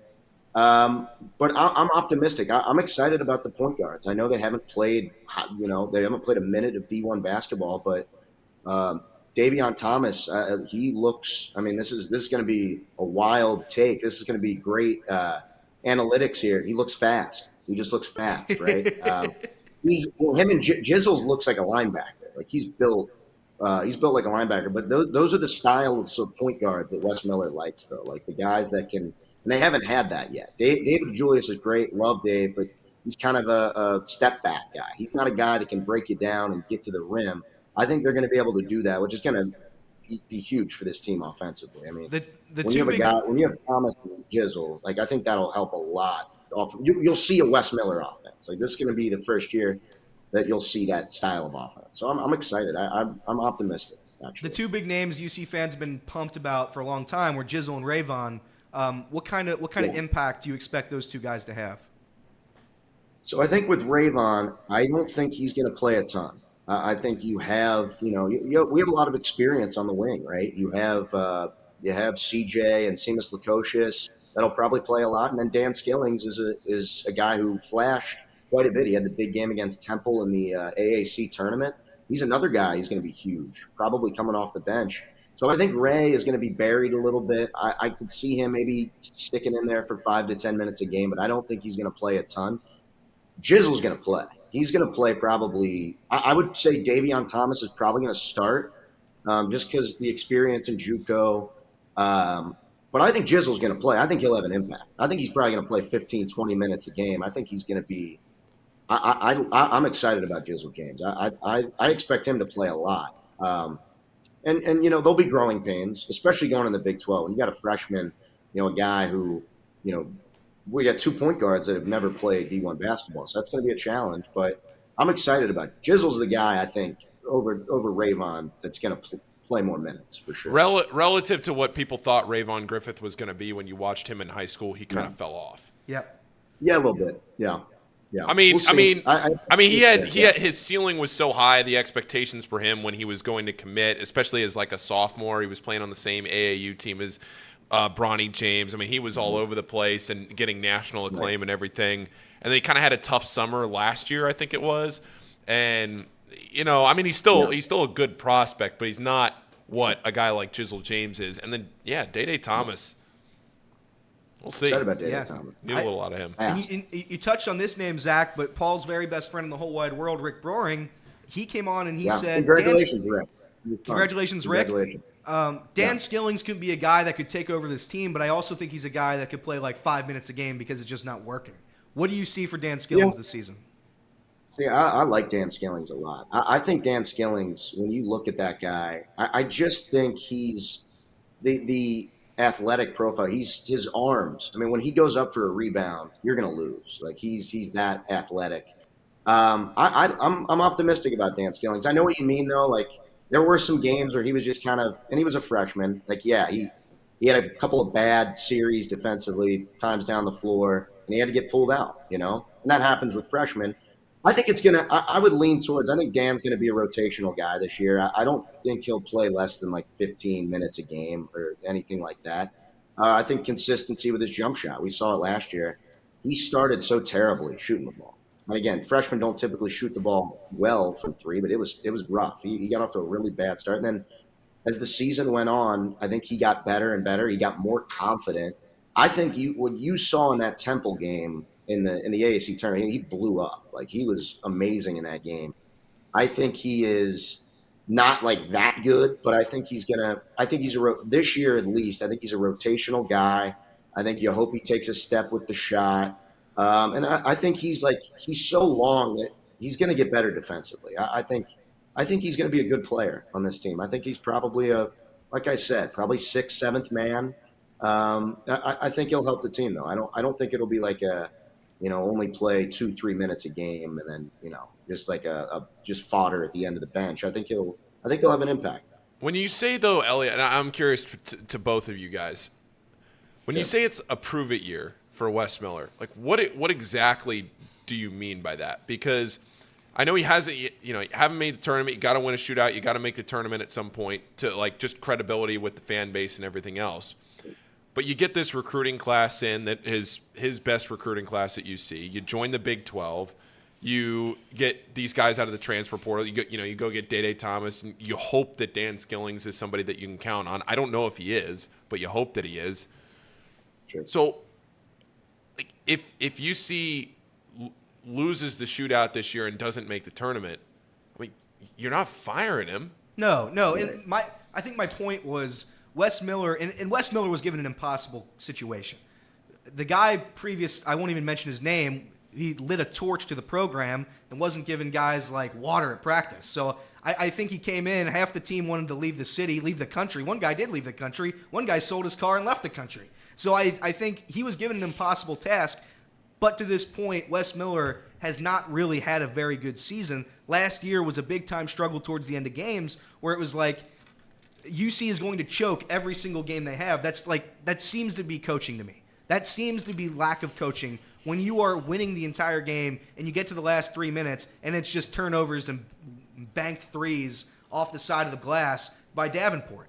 I think there is merit to him having to prove something this season, and it's gonna be tough. I was gonna ask Zach this next, how many conference wins he thinks UC is going to have this year, but I think Wes Miller, I'm okay with a losing season this year. I'm okay if he struggles, but at the end of the day, he has to show me something. I don't know what that something is. Maybe a couple big wins, maybe a couple road wins, just something where he can show me that he is taking a very good recruiting class and kind of knowing what he's doing out there. Wait, Zach, before you answer that question, because if you look at how Xavier stacks up this year, right? I mean, this is very much a transitional year for Xavier, and Rick and I have talked about this. Xavier is probably not going to be as down as they are on paper this year as they will be for a long time, because you had guys last year on Xavier that were coming back from the end of Travis Steele's era, but you look at Kunkel, Colby Jones, Jack Nungy, all those guys are gone, right? Now you get these Conference USA guys in here, you get some transfers, you have a decent freshman class. Who knows if Jerome Hunter is going to be healthy enough to play?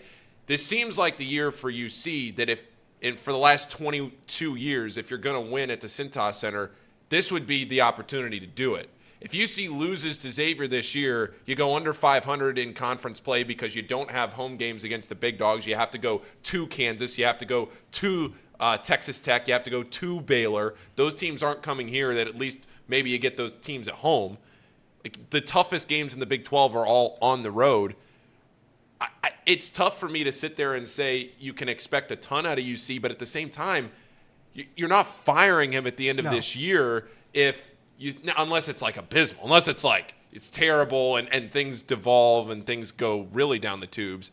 But Wes, I think to your point, Elliot, you kind of gotta see something. I just don't know what that something is, or or better yet, what that something is and realistically to expect. And I know Wes Miller can't make guys make shots. It's just not how it works in college basketball. But when you're playing NKU, I expect something to be in the game plan where you can score more than 10 points and a half, right? Hey, 11, give yourself some credit. At some point, something has to be in the game plan. We're like, all right, we're 10 minutes into this half. We have 1 point. Maybe let's draw something up. Come on. There's just points. Casey, NKU sucks. Oh, the North almost beat Houston. And I say that. Wait a minute. I say that with love and respect. There is no shame in losing to NKU. There's no shame at all. The college basketball world laughed when we lost that game. But Zach, go ahead. It's a tough that NKU matchup zone. That's tough. It is.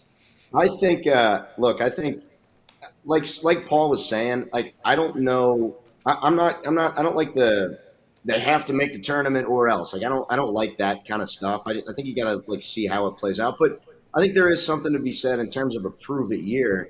Like they can't be bad. Like they can't be really bad in the conference. I think they've got to prove that okay, we got to look back at this season and be like, all right, we can compete in this league. Like we're not going to be obviously Kansas and Houston are going to be in the upper echelon of the league, but we're up in that middle-ish tier with Oklahoma State, Kansas State, Kansas State actually might be really good, but you know what I mean, the middle. We got to be kind of trending, we got to feel like we're not down there with UCF and the dregs of the league. We got to feel like, all right, we're in the we feel pretty good that we'll be able to get into the middle of this league. And I know that might be, it's so broad, but just look like a competitive, whether that be, I don't know, 7-8 conference wins. I think it's going to be harder than people realize for this team to make the NCAA tournament. Not just because the league is going to be a gauntlet, but they're going to play a terrible non-conference schedule. It's going to be awful. And I don't really fault them for it a ton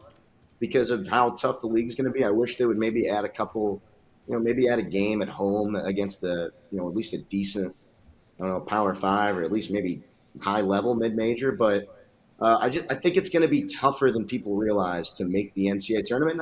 I'm not going to sit here and be pissed off if they miss the tournament this year. I want to see how it plays out. But yeah, I think expectations are, we got to see it is kind of a prove it year in terms of we want to see this team be competitive, maybe trending towards the middle of the league. Look like, all right, we can contend with we're on the same footing as the West Virginias, the Oklahoma States, and we're I think UCF's going to be pretty bad. We're definitively above them, and maybe whoever else might be below us, but maybe we'll be that team. I don't think we will be. I think UC will be probably 9th, 10th in this league. I think it'll be an uphill battle to make the tournament, though. I think it'll be tough. Yeah, and this is my last point, Zach, and I'll let you go. Or not my last point, but my last question for you. The TBT, it's a tournament that I don't care about one bit. But the UC basketball, Nasty Natty, they've been pretty good. Yes, They've been pretty good. They beat that team at Norwood. They beat them at home. It's kind of embarrassing for them. Another Final Four that just eludes the Xavier fan base. Do you think the Nasty Natty team can maybe make a run at this thing? Maybe win the championship? Maybe win the big prize? Going for that elusive 7th Final Four, huh? Yeah. No, it's been fun. Like, I haven't like you. Like, I don't care like that much, but it's been cool to see Jacob Evans and Jaron Cumberland do their thing. They've been really good. I'll tune in and watch the Elite Eight game for sure, but I haven't caught a ton of it. But it's cool to just like turn on and like see. Oh, there's Troy Copain, and you grew up watching Troy Copain and Jacob. Like, that aspect's really cool, but like I don't, I'm not going to sit here and pop a champagne bottle if we win the TBT. Good for those guys, it'd be great. But I mean, it's like I'll watch the next game. It'll be on, but I'm not going to be like hanging on every basket. It'll be on the second TV. It'll be on the second TV. Maybe a box score. Do they have box scores for that? Do they keep like stats and stuff? Oh yeah. Do they? We had 5 stat guys at the game the other night. Really? Oh, it could, because it's run the media table. It was a fully staffed media table, like a full. It was wild. Yeah. I mean, it's like a regular. You know what I will say about that is, it's cool when the teams care. Like in this event, it's very clear. Like 5 minutes into the game, when teams care. And last year, it was abundantly obvious that UC's team didn't care. On the flip side, this year, it was very clear right away that they cared. Kashmir Wright, it's cool. It was cool watching him coach. Jaron Cumberland played way better than I ever remember him playing at UC. Jacob Evans has been playing very well. And then that kid that wasn't even a UC kid, that Montez Ellis or whatever his name was, that wasn't even a UC guy, was just born from here, or from here, born here, whatever. He was playing. I mean, it was fun. It was fun watching those guys play. Yeah, I think that's fair. I think a more fun tournament idea would be every college, you put your name in a hat, and we have a draft. And every college drafts a team, and we just do a 300 and whatever team March Madness, but we do it right now, like TBT, and we just throw away the TBT. That's my idea. You like that idea, Paul? Flesh that out a little bit. Okay, so like you see, every guy or girl, anybody who wants to participate, they put their name in a hat. You see drafts of a team of 5 just randomly. They could be bad, they can be terrible, they maybe I don't know, but every team does it. Every school does it. They play a 360 mega tournament. Winner gets $2 million. It's like America's Got Talent. They'll film the whole thing, and then so I think that would be much better than the TBT. Thoughts? That's an idea. Yeah, it sure is. Yeah, it sure is. That's how my brain works. Zach, thank you so much for coming on, man. I assume I'll see you tonight at trivia. Yeah.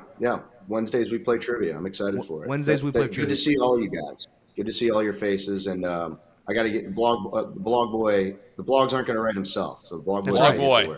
Chatterboxsports.com. Chatterboxsports.com. Go check out Zach. Check it out. Zach, thank you, brother.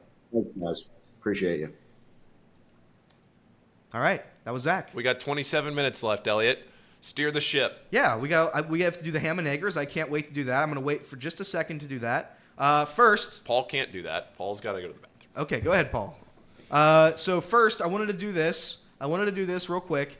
Justin Herbert, he has signed a 5-year deal, $262 million, ties into the franchise through 2029. $100 million is up front, $218 guaranteed. Aaron Rodgers revised his contract, $1.165 million this year, and then $107.55 million next year. That was the original contract. We don't know what the revision was. Okay. Just clarify. Okay. So they've revised Aaron Rodgers. The big one is Herbert. Right. Obviously the Chargers had to do it. The Chargers had to give that number. And I think this is going to not hurt the Bengals because you had to open the checkbook for Burrow. But when you wait for contracts like this, it's going to hurt you in the checkbook eventually, right? I don't think so. I don't think the clock for Burrow's contract started until Herbert signed his anyway. Really? I don't take Joe Herbert to be an idiot. and he would be to sign his contract before Justin Herbert. So, I mean, Justin Herbert's never won a playoff game. He's now either the first or second, depends on how the structure is set up. He's either the first or second highest paid quarterback in the league without a playoff win. Joe Burrow's been to an AFC championship and a Super Bowl in the same amount of time, and he had a reconstructive knee surgery. So, I mean, I think we're probably walking up to Joe Burrow today, tomorrow, maybe the next day, with $55 million a year and saying, hey, you want to be the highest paid quarterback in the league? And I'm pretty sure he's going to say yes, and I bet we have a contract done by the season. Do you expect a similar time frame? Do you expect a 5-year deal? I do. I'm still holding out hope. I have a dream of a 7-year deal. I don't think it's going to happen. Again, it's not smart for Burrow. I mean, you can reassess in 5 years and make more money. Yep. I'm more than okay with a 5-year deal. I mean, we signed a 5-year deal. Under $60 million, I'll be a happy, happy little boy. Oh. Casey, you've been quiet. This is Bengals talk. Are you disappointed that the Bengals didn't sign Burrow before Herbert? No. I mean, just reiterating what Jacob said. I mean, this is smart business decision by Joe to just wait. And he's definitely going to be the highest paid quarterback. And he seems so confident that his contract situation and the rest of the team's contract situations will work out. So I'm not worried at all. I'm not upset at all. I think he deserves probably 55 a year, which would be definitely a bigger amount. I think it's like somewhere like $300 million in that 5-year deal, and if you want to give another 5-year contract to him, and not to mention too, it is added onto what he has already. It's not like he starts that 5-year contract today. It's he gets the extra 2-year, or he gets that extra 5th-year option added on. So it kind of helps spread out some of those cap hits as well. So it's not the end of the world.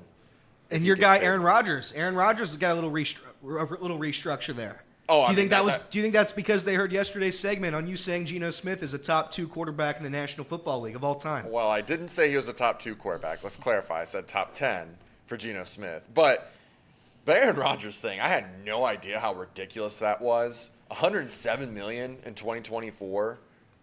I mean, that's bonkers. It's insane. I've never ever heard of a cap hit being 100. Yeah, like, it's crazy. It's insane. What's Michael Thomas's? The Saints receiver? Yeah, isn't his? I don't think it's. Isn't it like crazy high for a wide receiver, or like Maybe. it was like 60 or something like? Yeah. For 1 year. Yeah, like it was a huge. They just kept pushing it off, and that's coming up. Yep. 60.5 guaranteed That's this year. insane. That's also insane. The one thing I did want to say about Burrow's contract before we completely moved on, people hear that number 55 and freak out. They're like, oh, you can't sign weapons paying a quarterback $55 million, blah, blah, blah, blah, blah. It's all about the structure. You can pay him $60 million a year, and it wouldn't matter if you structure it correctly. Justin Herbert's getting $100 million before this season starts. His cap hit, he's making $53 million a year. Yep. His cap hit's not even going to be in the high 40s because he's getting all this money up front. It's basically the same deal we did with Orlando Brown, just on a bigger scale because it's a quarterback. You give him all the cash up front, you lessen the cap hit down the road. T. Higgins' contract wouldn't even hit until a year after, hypothetically. So you wouldn't have those cap hits lined up. Jamar Chase is another year after that. So if we structure these correctly, it won't be that hard. I mean, obviously it's a struggle. You have 2 $30 million receivers and a $55 million quarterback. That's never easy, but the salary cap's a joke. I mean, we know what the NFL does with the salary cap. The Saints have been in cap hell for 5 years now and somehow always sign someone new. So I'm not really worried about it. I think it's going to be fine. Do you think it's a sense of relief now, Reed? Do you think it's a sense of relief that we know the number, we know what Herbert's getting, we know the number, we have to, tread around? Do you think it makes you feel better right now? It will make me feel better once pen is to paper. All right. Like once we know Joe Burrow's here long term, which we already know that. It's just the deal. But yeah, it is a slight sense of relief. And the thing that you got to keep looking is the salary cap's going to keep going up. Right. So the sooner that you ink them to a long-term deal, the better it is, because on the back end, it's not going to be as big of a hit. Yeah. Yeah. The one suggestion people keep throwing out there that I absolutely hate it's is terrible. a percentage of the salary cap. Right, I think that's that's the absolute terrifying. worst thing you could possibly do. That's the one situation where I wouldn't even want to bring back Joe Burrow with a percentage of the salary cap. I wouldn't want to bring back any quarterback in the league with a percentage of the salary cap. That's just handicapping your team for years to come. You have no idea what they're making until the year basically starts. You can't make moves in the offseason. You can't re-sign other people because it's just a question mark every single year. I think that's a horrible move. The only way it would make sense for the Bengals to do a percentage of the salary cap is if he wasn't making top dollar the first year. Like if he's like making 19% of the salary cap, that's 40-something million. I mean, if he's willing to take top 15 quarterback money in terms of a salary cap, then that's a different conversation. But that goes back to my first point. I don't think Joe Burrow's trying to, stick it to the Bengals or anything like that. I think he's going to be very happy to sign the richest 5-year quarterback deal in the history of the league. Okay, now let me ask you this, and then we'll go to the ham and eggers. Right now, Joe Burrow is on pace to be the highest paid quarterback in the history of the league. Yeah, no question. Do you think there's a chance in his mind? And I know this has been a debate, and we've had this debate. Do you think there's a chance in your mind, in a chance in his mind? Excuse me, sorry, stutter. That he's like, you know what? I'm gonna take a team-friendly deal. Yeah, I wouldn't be shocked if he matches Herbert's deal right there in that 50 whatever, and then we can mess around with the signing bonuses and stuff like that. I do not think he goes below Justin Herbert, and that's not a money thing. Yeah, I've been to a Super Bowl and an AFC Championship. This guy hasn't done anything, and you're paying him that much money. I think it's just pride. I mean, you see that in most of the contract anyway. These guys don't need the dollars. That at least the big names, they've already made their money. Correct. It's a pride thing, and I think he wants to be paid like the quarterback he is, and that's more than fair. That's fair. All right, and now we will go to the ham and eggers. I hear Mr. President is here. Mr. President, why don't you take it away? It's that time of the show, the ham and eggers. These guys are great. Trust me, I would know. I introduce all the best segments. Well, we're talking about Joe Burrow. We're talking about the Bengals, and the Bengals Report is brought to you by Encore Technologies. Encore Technologies provides IT solutions for a data-centered world with a suite of services from mobile computing to desktop to data center, supporting both centralized and work-from-home computing models to improve efficiency and productivity. That's correct, Casey. You can visit encore.tech because that is where the path to innovation begins. Also, Pawnee Water. We just got a couple of pallets of Pawnee Water. Thank you to the Pawnee Water guys. We appreciate it. Pawnee Water, it's the best tasting water in the world. It uses natural limestone filtration, unlike the artificial processing that many other brands use. And the result, like I said, is the best tasting water in the world. You can visit their website at pawneewater.com. That is PAHHNI water.com. PAHHNI water.com to see where you can buy it. Drink Pawnee Water, get your coffee from UDF, bet with Betfred, and get your technology solutions from Encore. Bet with Betfred. The Reds are underdogs today, plus 115. I'm already locked in. Wow. Not that we have to get in the vault right now, but I'm already locked in. The Reds going for the series win. I said they'd have a half-game lead at the end of this series. I'm putting my money literally where my mouth is. Well, I guess money's not in my mouth, but you know what I mean. You know what I mean. I use the word literally wrong, and I hate when people do that, but I just did it. I'm sorry. The Reds, plus 115 today. 210. 210. We're going to be able to watch it in the studio. We're going to go to our lunch. We're going to come back. Right about 210. We're going to watch the Reds. We're going to watch the Reds. Zach Freese, great blogger, chatterboxsports.com. The Word.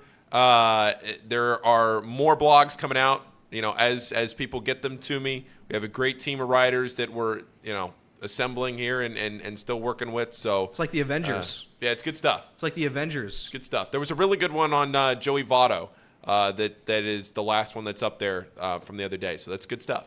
All right, Elliot. Hey. Back to you. Back to me. Hey, Paul. Hey. Reed. Do we have a meeting today?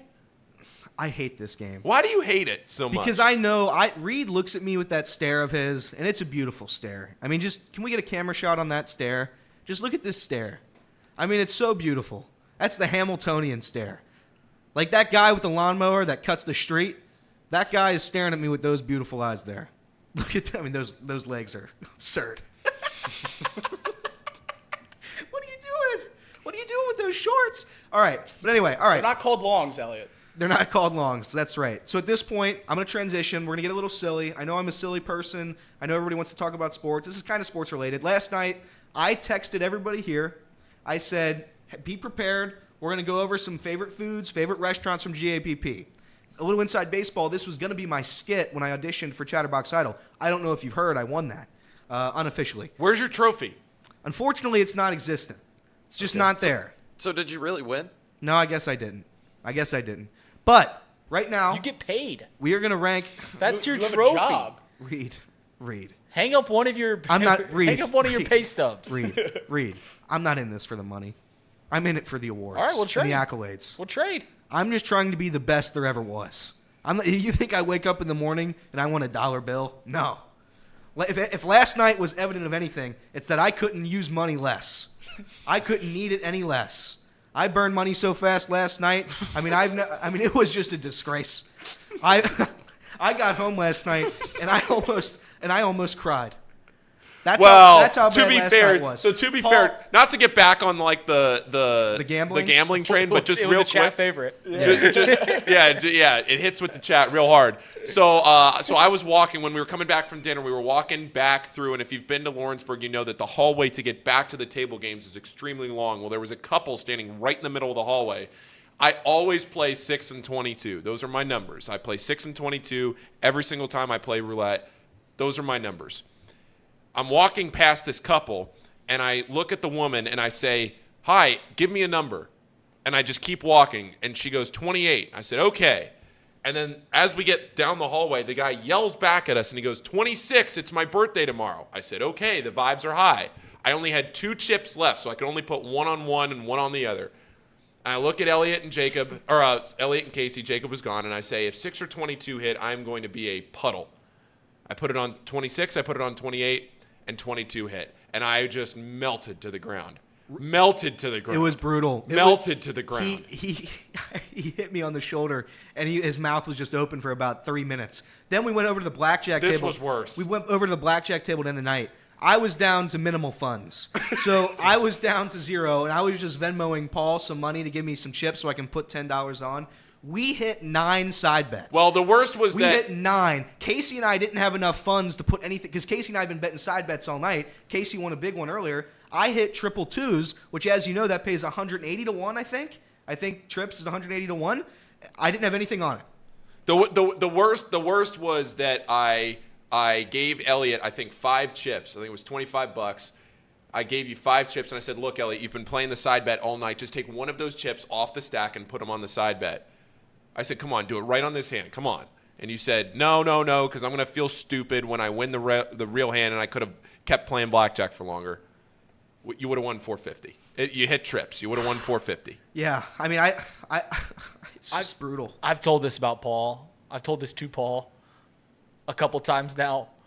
Paul is the most unlucky gambler ever, because every time Paul has a gambling story, he was this close to it. Didn't I tell you guys this? And how many times when we were playing roulette was I in and out? You guys saw it because I told you that this was going to happen. I said, I'm going to walk in tomorrow. I'm going to tell you these stories, and Rita's going to say how close I was on everything. And so I said, I want you guys to watch how close I am on everything. 3 different times it bounced in my number and bounced into the next one. Just brutal. Can't confirm. And Jacob, your night last night, man. I mean, that was just tough luck. You showed up and you lost. And you lost hard. I did. And you lost consistently. And there was no, like, sometimes you win a little bit, just like a couple hands, couple somethings. You just lost. I had a grand time. Yeah, I bet you did. I mean, I can't express how much of a loser Jacob was last night. Just loss after loss after loss. But it was a good time. Reds money line and 2 pitch velocity overs. There we go. I had the under in the Reds money line. Betfred Big Sports. time. Bet. We'll get there in a minute. Right now, we're going to do something. I texted everybody last night. I said we're going to rank some foods, rank some options at Great American Ballpark. Reed this morning about, 15 minutes before the show, he says, "Elliot, what are we going to talk about today?" I sent a whole game plan of the show. I sent everybody come prepared with something. He looks at me and says, I'm ready to rock. He looked at, well, yeah, you've had an hour and a half now. But I'm just saying, now it's just like, Listen. the disrespect I received last night was brutal. Listen, you made a grave mistake. You text me after 11 o'clock. The old man in the show here, he's asleep. All right. I'm asleep. You guys send me texts sometimes or TikToks at like 1:30 in the morning. I'm like, That's right. What are you guys doing? What are you I don't guys think I've doing? gone to bed before 1:30 in like a year. That is insane. Yeah. You guys talk about how you guys on the weekend wake up at noon. I'm like, what is going on? Getting the same amount of sleep. When I worked Yeah. when I worked for that other company that I worked at, I was getting home at night around 1:30, 2 a.m. every night. So at that point, I was staying up till 4 a.m., 5 a.m. And the sleep schedule is just brutal. Because then on Saturdays, so that's during the weekdays, on Saturdays, I had to get up at 4 a.m., which means I have to wake up at 3 a.m. So my schedule has been so terrible until I got here. I've been starting to go to bed consistently around midnight. I try to go, sometimes I've been going to bed around 1 a.m. But man, sleep schedule is a brutal thing. All right, here we go. We're going to rank GABP stuff, GABP foods. I'm going to go through my top 5 first, and we'll go around the room. Again, this is, you can rank a restaurant or a food item. It's both. You can go by value. You can go by the taste. Okay. Here we go. There's not that many options. So There's not. I assume there's going to be a lot of repeats. There is. Okay. There is. Yeah. But here we go. Number 5, fry box.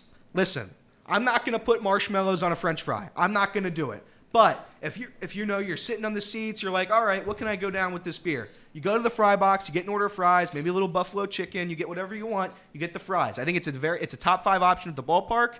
I don't think it always hits. I think some of the fries are stale. That's a Bobby C special. He uses them from last year. But I do think it has a good taste. Number 4, La Rosa's. I am a firm believer that La Rosa's is not good outside of like special events.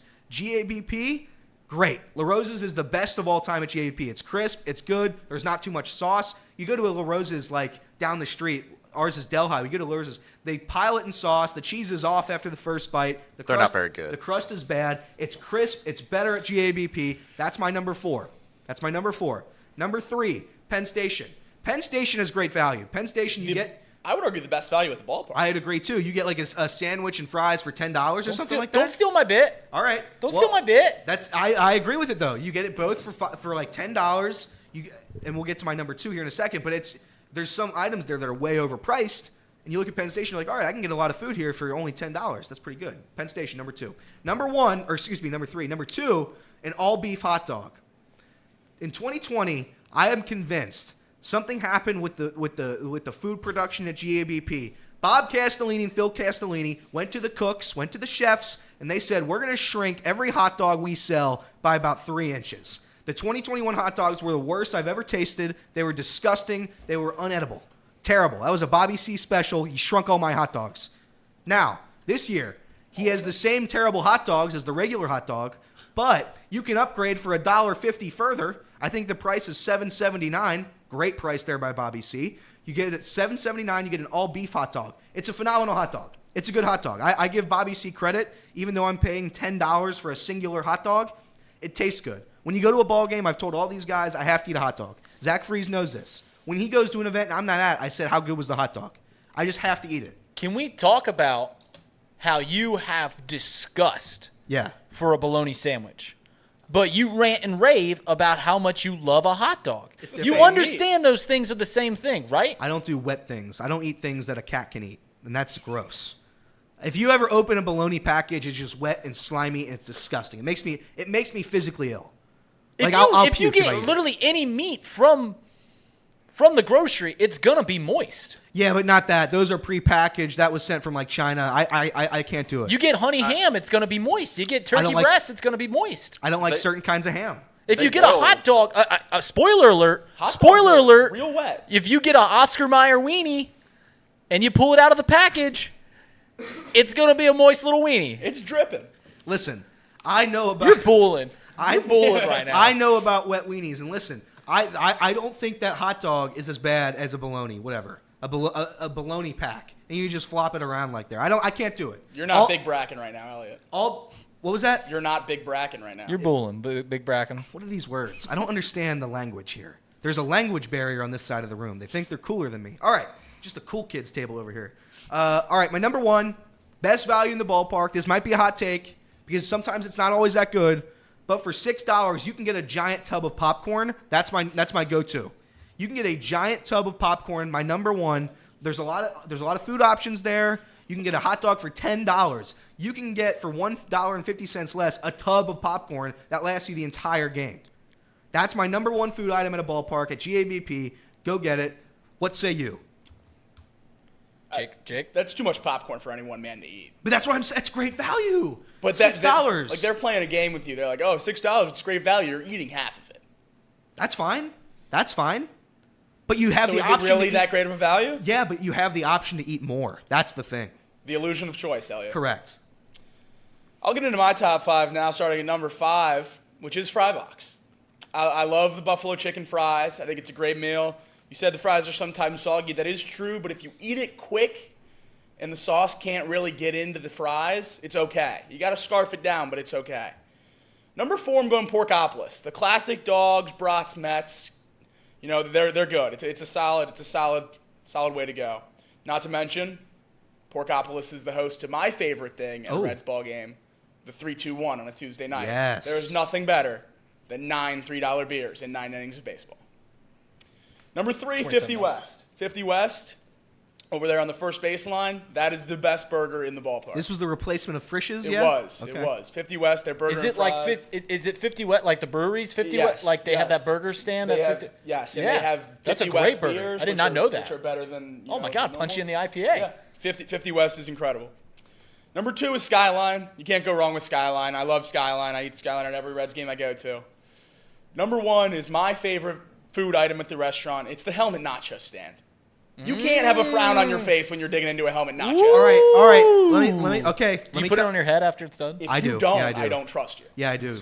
I don't even wash it out either. No, get that So- cheese in my hair. Okay, so that's good. But like the first, I would say 25 chips are great. The bottom of that is disgusting. It's You're gonna the need. exact same as the popcorn. You only need half of it. Okay, that's fair. But I'm just saying the bottom is just molten microwaved cheese on soggy chips. It gets bad at the end. But you get to hold a helmet. That's true. Jacob, if you go on a date with a girl to a Great American Ballpark and you get the nachos and she's scarfing down too many of the nachos, too much of the Well, I'm meat. going to go tell the waiter. I'm going to have the waiter come over. You can't share nachos. You Right, have to share it's a nachos. rule at Great American it's a rule, Ballpark. Yeah, it's a rule at the ballpark. Yeah, that's fair. That's a good top 5. My top 5, there's a lot of value. It's mostly value. Number 5, coming in number 5, I've got the Phioptics deck. I know we're talking food and stuff like that, but if you buy an $18 tickets to the Phioptics deck, you get it loaded with an $11, $10 voucher on your ticket. So you're paying $7 to get in the place, and then you're already going to spend it. That gets you a beer. You get a beer and a seat for $18. Coming in at number 4, you guys already alluded to it. I brought this up on the show before. The Penn Station deal. The sandwich and fries is $11.75, or at least it was 2 years ago the last time I got it. That is, without a doubt, the best value that you can get at the stadium. 6-inch sandwich and fries, $11.75. You can't do that unless it's 3-2-1 night. Coming in at number 3, I think the fry box is great. The buffalo chicken fries are fantastic. You always laugh about the marshmallow fries. I'm not getting the marshmallow fries. I ain't getting that. Every place that sells food has something goofy on the menu. I ain't getting it. Give me the barbecue fries. Give me the buffalo chicken fries. Coming in at number 2, it's the hybrid. It's the fan favorite. It's the Sky Rosa. If you haven't had a Sky Rosa, it is absolutely immaculate. You are correct. I think there's a weird divisiveness about La Rosas in this city. Some people absolutely hate it. Some people love it.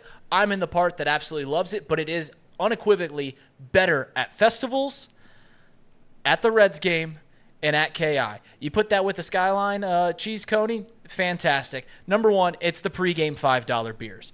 I've got to go to the Garden Bar and get the $5 beers, or I'm going to the Budweiser deck outside of the stadium that you can then bring in for $5.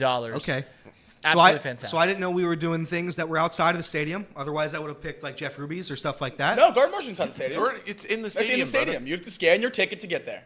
You're right about the Budweiser Clydesdale thing. That is outside the stadium. It's at the box office, but it's like you're giving money to the Reds. Like it's on Reds property. All right. Are you? So I know Casey is. Are you inside the stadium pregame, not Banks? It depends. I always go to the stretch. Okay. I always get like the stretch. I always get 1 pint at the stretch, and then I go in. I'm a tin roof guy. Can't turn down that 25-ouncer. Paul. All right. I cannot remember the last time I have eaten anything at Great American Ballpark, so I will. I'll try this. I'm a cotton candy guy. I love cotton candy.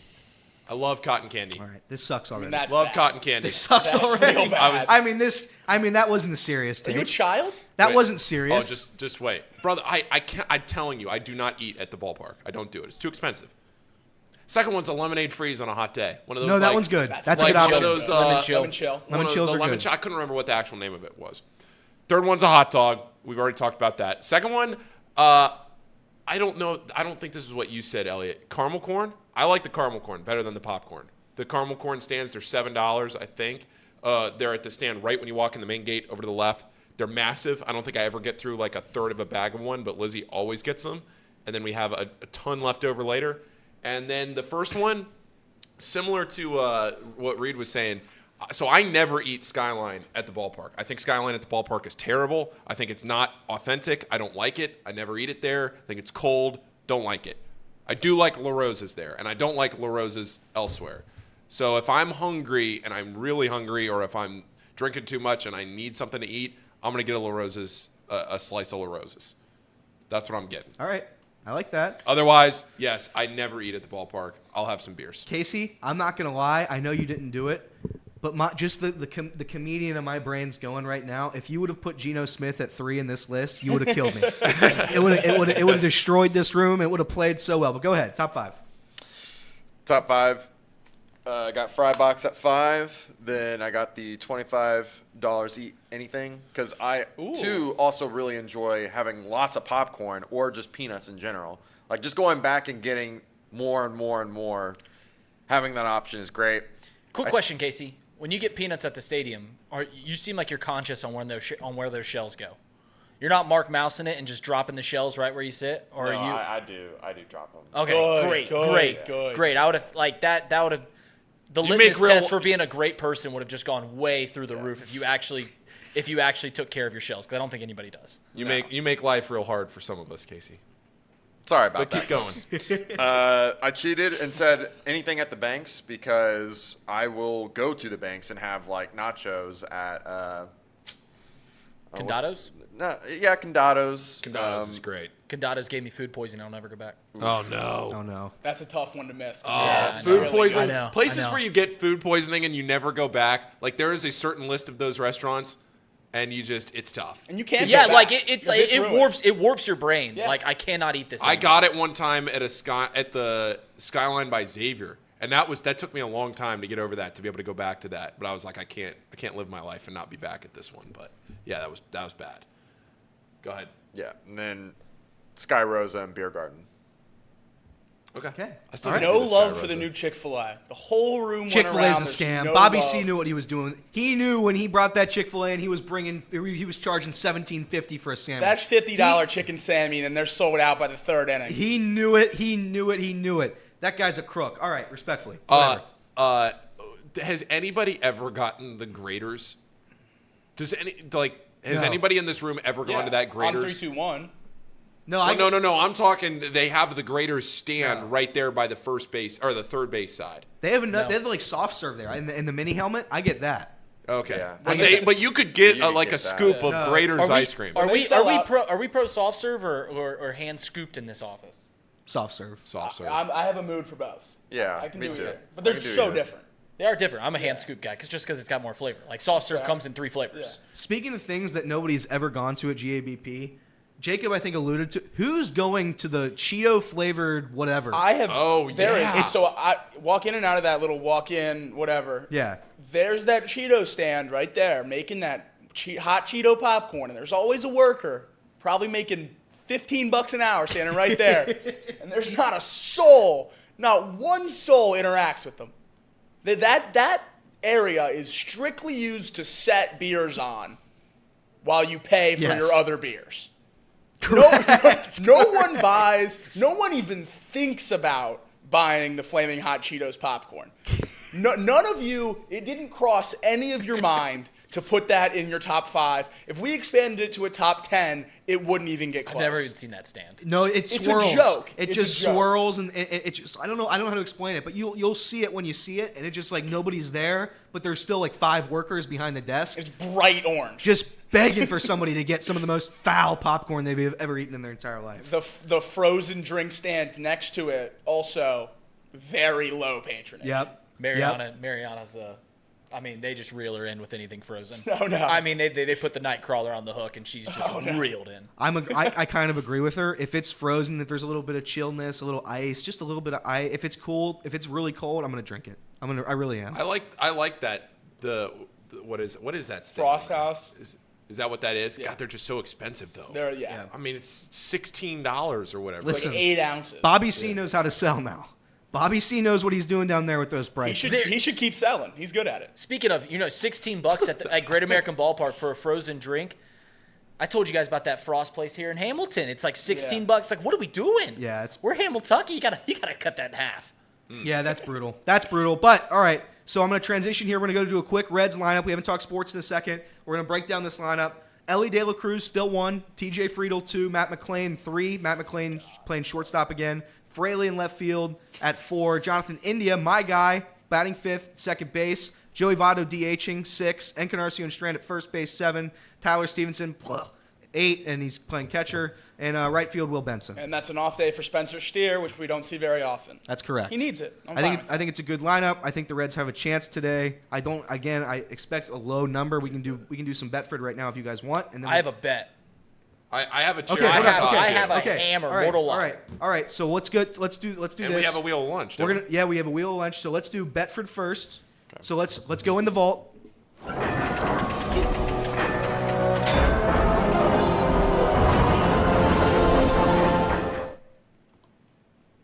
Thank you, Casey. Do we not think this lineup would be better without Joey Votto in it? I'm sorry. Put CES at DH and Spencer Steer at first base. I mean, come on. We're at the end of the show. Can we not get into this? Okay. Have some respect for time. Okay. Reed wants to get out of here early.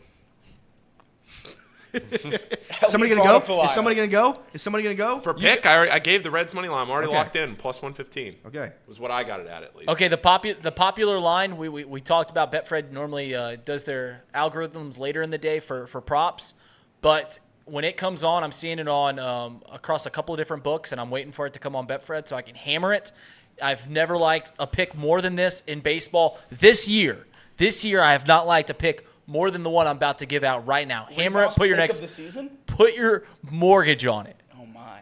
Lance My. Lynn under 6.5 Ks today against the Chicago Cubs. You feel that good? Plus 100. You feel that good? Even money. Mr. Strikeouts, Lance Lynn. Mr. Strikeouts. I mean, dude doesn't strike that many people out. He's the only pitcher this year with a 14 strikeout game, 15 strikeout game, and 16 strikeout game. Is he really? Yeah. Oh, God. Gross. Take the under. I'm going to take the Orioles to win this series in Philadelphia. They won the first game, lost the second game, both one-run games. I'm going to take the Orioles. Yeah, I'm going to take under 9 in the Reds Brewers, minus 120 right now on Betfred Sports. I think the Reds and Brewers never go over. Very rarely will it happen, unless it's Dreamweaver Day, of course. But today on Ben Lively Day, I expect low scoring, final score of 4-3 Reds. So here's my logic. I'm going to bet again the Joey Votto under on total bases. It's at plus 130 again. And it's a win-win for me. If he doesn't do it, I win money. And if he does do it, then that's great because it just means that he's was contributing to the team. Casey's trying to cement Votto's legacy with these picks right now. Go ahead, Paul. The Reds money line. You want me to give it again? Yeah, please. Reds money line plus 115. Thanks. Hey, Paul, do you have a pick today? Paul, do you have a Well, pick? I think I'm going with the Reds. Yeah. All right. I feel pretty good about the Reds. Paul, are you getting married? Congratulations. All right, Casey, Hey, it's time for Wheel of Lunch. I appreciate It's it. No, time wait, for- wait, we got the cherry on top. Oh, cherry on top. And Sorry. this is so we don't talk politics on this show. No. Never. I have absolutely no concept what the context of this tweet is. This But- what? This X. Oh, this Zeet. Yeah, The yeah. Zeet. Don't know what this Zeet is, but you got to read the caption to this. This is some House representative that was going on strike for something. He ends his thirst strike. The caption says, Representative, I can't even read that name from here, ends his thirst strike after 8 hours without food or water on the House steps. So he just got a night of sleep. That's and he not showed up a long time. He got it. He got a night of sleep and he showed up and he guzzled a glass. What is this? That's preposterous. 8 hours. If you're gonna post about your strike, it has to reach double digits. Paul does. went 24 years without drinking water. This guy went 8 hours. What are we doing Yeah, here? I mean, what are we doing? I don't know what he's protesting, and I don't know what his cause is, so it could be a very good cause. I don't want to knock the guy. We are not speaking for the cause. I have absolutely no idea what this guy was protesting, but publicizing an 8-hour thirst strike is beyond bananas. Unless he has some sort of medical history that this was a big deal for him, which could also be true. It looks like he's protesting for water breaks. Yep. Looks like water breaks. Well, wait, is that for real? Shouldn't you drink more water to? Water breaks are a basic right. I'm gonna take a hard stance against water breaks. Oh, you can't man. drink water Reed while is working. anti-big hydration. Right, you can't drink water while working. I got to Are do you some kidding me? digging You into got to this. make some money. John Brannon would have hired you real quick. Making guys sprint up and down the court like it's their job, man. No water breaks. Bring out the heart rate monitor. Let's get this guy some potty water, baby. If you ever played football, you heard a football coach yell at one time, "Water's for the weak." I was like, "No, water's for every living being ever." My 8th grade football coach brought salt tablets for us 14-year-olds. He said, if you're too hydrated, you'll be soft. That stuck with me. Hasn't drank water since. Haven't drank water since. All right, we'll bring out a wheel of lunch. And I'm going to take this time real quick. Thank you guys for putting up with me today. I was yesterday, Reed and Paul and Casey and Jacob, they said, give it a try. Come out and host the show, host Tom Brenneman's show. I hope I was okay today. I hope I at least was entertaining. If not, just, something. Brought you something today. We did a good show today. Zach helped. Zach helped. My buddy Zach, that's my guy. Our buddy Zach. Well, not yours. The show. I think we did a good show today. I thought we did okay. Are you scared that Zach's going to become closer to us than you? He'll never be close to you. You're a troll and a Cubs fan. You don't think Reed would just kindle a wonderful relationship with you're Zach right. I could not just to make you mad? Yeah. I could not imagine Zach being close friends with anyone that just makes jokes all the time. Could not imagine it. All right, we need suggestions here. I gave Chipotle. Casual pint. Jeff Ruby's. Are we actually putting any of those on there? Casual pint. Put it on there. Jeff Ruby's is in the chat. I'm just doing what the people want. Okay. Let's put Jeff Ruby's on there, I guess. I mean, what are we doing? And I see Sonic in there. Let's put that in If there. it's Jeff Ruby's, we'll just go to Kroger and get a bunch of fillets. Eat them raw. Texas Roadhouse. All right, Texas Roadhouse. Texas They're Roadhouse is definitely not open. No, it's not open. Don't put that on It's there. only open on Friday? Yeah, it's only open for lunch on Friday. I see a Pizza Hut and a Waffle House. Am I putting that on there? Yikes. Hothead. Put Waffle House. Put Waffle House. Waffle House. Waffle House good. is great. Waffle House is good. Put Wingstop, Casey. Wingstop. We need Wingstop to win one I time. love Wingstop. God, dude. Wingstop hits. I feel like we've never put Wendy's on this. Put Wendy's on. Paul took a Wendy's hard bang. I took a hard stance against this. Dave This Thomas. Wendy's. I didn't realize we had another Wendy's. Oh, are there gremlins in there? Are you anti-Dave Thomas, Paul? What? He's Are you anti-Dave Thomas? Are you against Dave Thomas? I don't have a take on Dave Thomas. Okay. Am I supposed to be? I mean, are you pro-Ohio or anti-Ohio? Put Wendy's Casey. is from Ohio? Wendy's is Casey. from Ohio. Oh, is it? Yeah. I Put don't casino. know anything about it. Put casino on there. Just put casino. Oh my God! Please, let's go back. I mean, let's get this up to 30 slices. Put Billy Yanks on there. No, it's not open. Slice. Also not open. Why is it not open? It's not only until open on Friday for Fridays. lunch. Jocko's. What? It's only open for lunch on Fridays. What the hell is that? Why can't people have lunch at Billy Yanks on a Tuesday?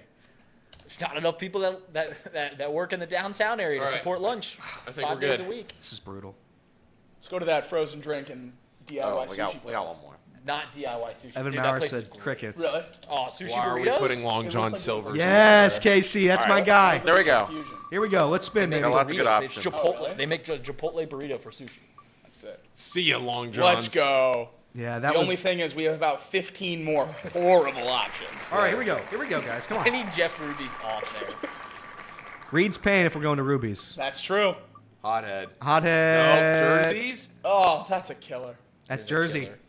That was the best option. That was the best option. Gone too soon. Never forgot. I'll be honest. We could do a Chipotle. Well, you could do a Chipotle every day. See ya, Wingstop. Bye, That's buddy. terrible. I mean, that's dead. Bye, terrible. buddy. Smell ya. That's terrible. Challenge Paul to eat anywhere other than like 3 places. Impossible. Here we go. Oh! Bummer. That's another bad one. Guys, this is a bad wheel. This is a really bad. bad This one. is getting bad fast. And we're going to have an issue here. Paul, you have another Chipotle on there, kind of. I don't know if I can do Sonic. Us eating lunch at Miami Valley Gaming is going to be hilarious. By the way, Z Brazilianaires hit yesterday. If anybody was paying attention, Our parlay hit? Z Brazilianaires You hit. know I don't know. anyone else? I hit. Mouse Millionaires hit. I did not hit. I know Casey lost because he was fading Votto. I lost. Casual punt. Oh, no. What is that? It's right around the corner. We are slim here. Here we go. We are slim. I mean, do I say it? Say it. I mean, this is fine. I couldn't care less about where this lands. Oh no. Oh no. Jeff Ruby's, that's brutal. Well, there are a couple options. There are. I don't think Jeff Ruby's leaving was huge. Waffle House, no! It was never Waffle I mean, House. Casino and Jocko's and Sonic, what are we doing here, boys? if you guys had a bad taste for Hamilton already, going to Waffle House at 12:30 on a Wednesday. Oh, See a brutal. Miami I Valley wanted to go game. back. Oh my God, guys. Detrimental. Paul had some loose poker chips in his pocket. Bologna sandwich, says Mark. No, thank you. Kill for hothead. Oh no. This is wow, big. this is a bad wheel. Needed Firehouse Golf. Fellas, we needed. We still have Wendy's. needed I still Firehouse I have Golf. hope for Wendy's. Hothead's good. Wendy's took away my grilled chicken sandwich. I'm pretty furious about that. Hothead's We have 2 and 2 Hothead's in good. my opinion, and that's good. We get rid of this. I mean, this is we get rid good. of one of the All bad right. If we can get to a Wendy's hothead If we meal guys, or wheel, we're going to Jocko's if it lands. Okay. All right. I don't believe you, but I don't know about that. Wendy's. Oh, no, it's Wendy's. I mean, this is bad. Get up. this- Get I mean, up. this is good for the colors. Get up. This Get is up. God. This is horrific. I'm making you guys go to Jocko's. What is Jocko's? It's fried chicken. Oh. And other stuff, right? I don't know where this is gonna land. Oh, I can't see the- we're not Oh, gonna it's be in the able to middle. tell. That's Jocko's. No. Yes! He didn't spell it right, but yes. Chipotle it is. Respect the wheel, guys. Let's go to Jocko's. Let's go to Jocko's. Let's get some chicken. I guess. Fried chicken. Wait, you said it's a chicken place. Alex Wallace just told me to get the fish. I have questions. It's chicken and seafood. Those aren't in the same place. What do you mean? Have you ever been to a KFC Long John Silver's hybrid? And those aren't good. Yeah, Those are great. I mean, there's some intestinal damage that'll be had here. I'm ordering fish and Speaking of I'm getting intestinal fish and chips too. Speaking of intestinal damage, let's get the chicken livers. No. If they have chicken liver on the menu, Chipotle. I'm putting my foot down. They do have chicken I'm liver. putting my foot down. And gizzards. They have chicken gizzards too. Oh man. All right. Guys, thank you for listening. This has been Off the Bench. I am not Tom Brenneman. I am Elliot Rearing. This is Reed Mouse. This is Jacob Tissett. This is Casey McAllister. And that's Paulie Fishsticks. Thank you for listening. We'll have Austin Elmore and Tracy tomorrow. One of us will be hosting. It'll be a mystery. We might spin a wheel for it. Thank you guys very much for listening. Have a great rest of your day.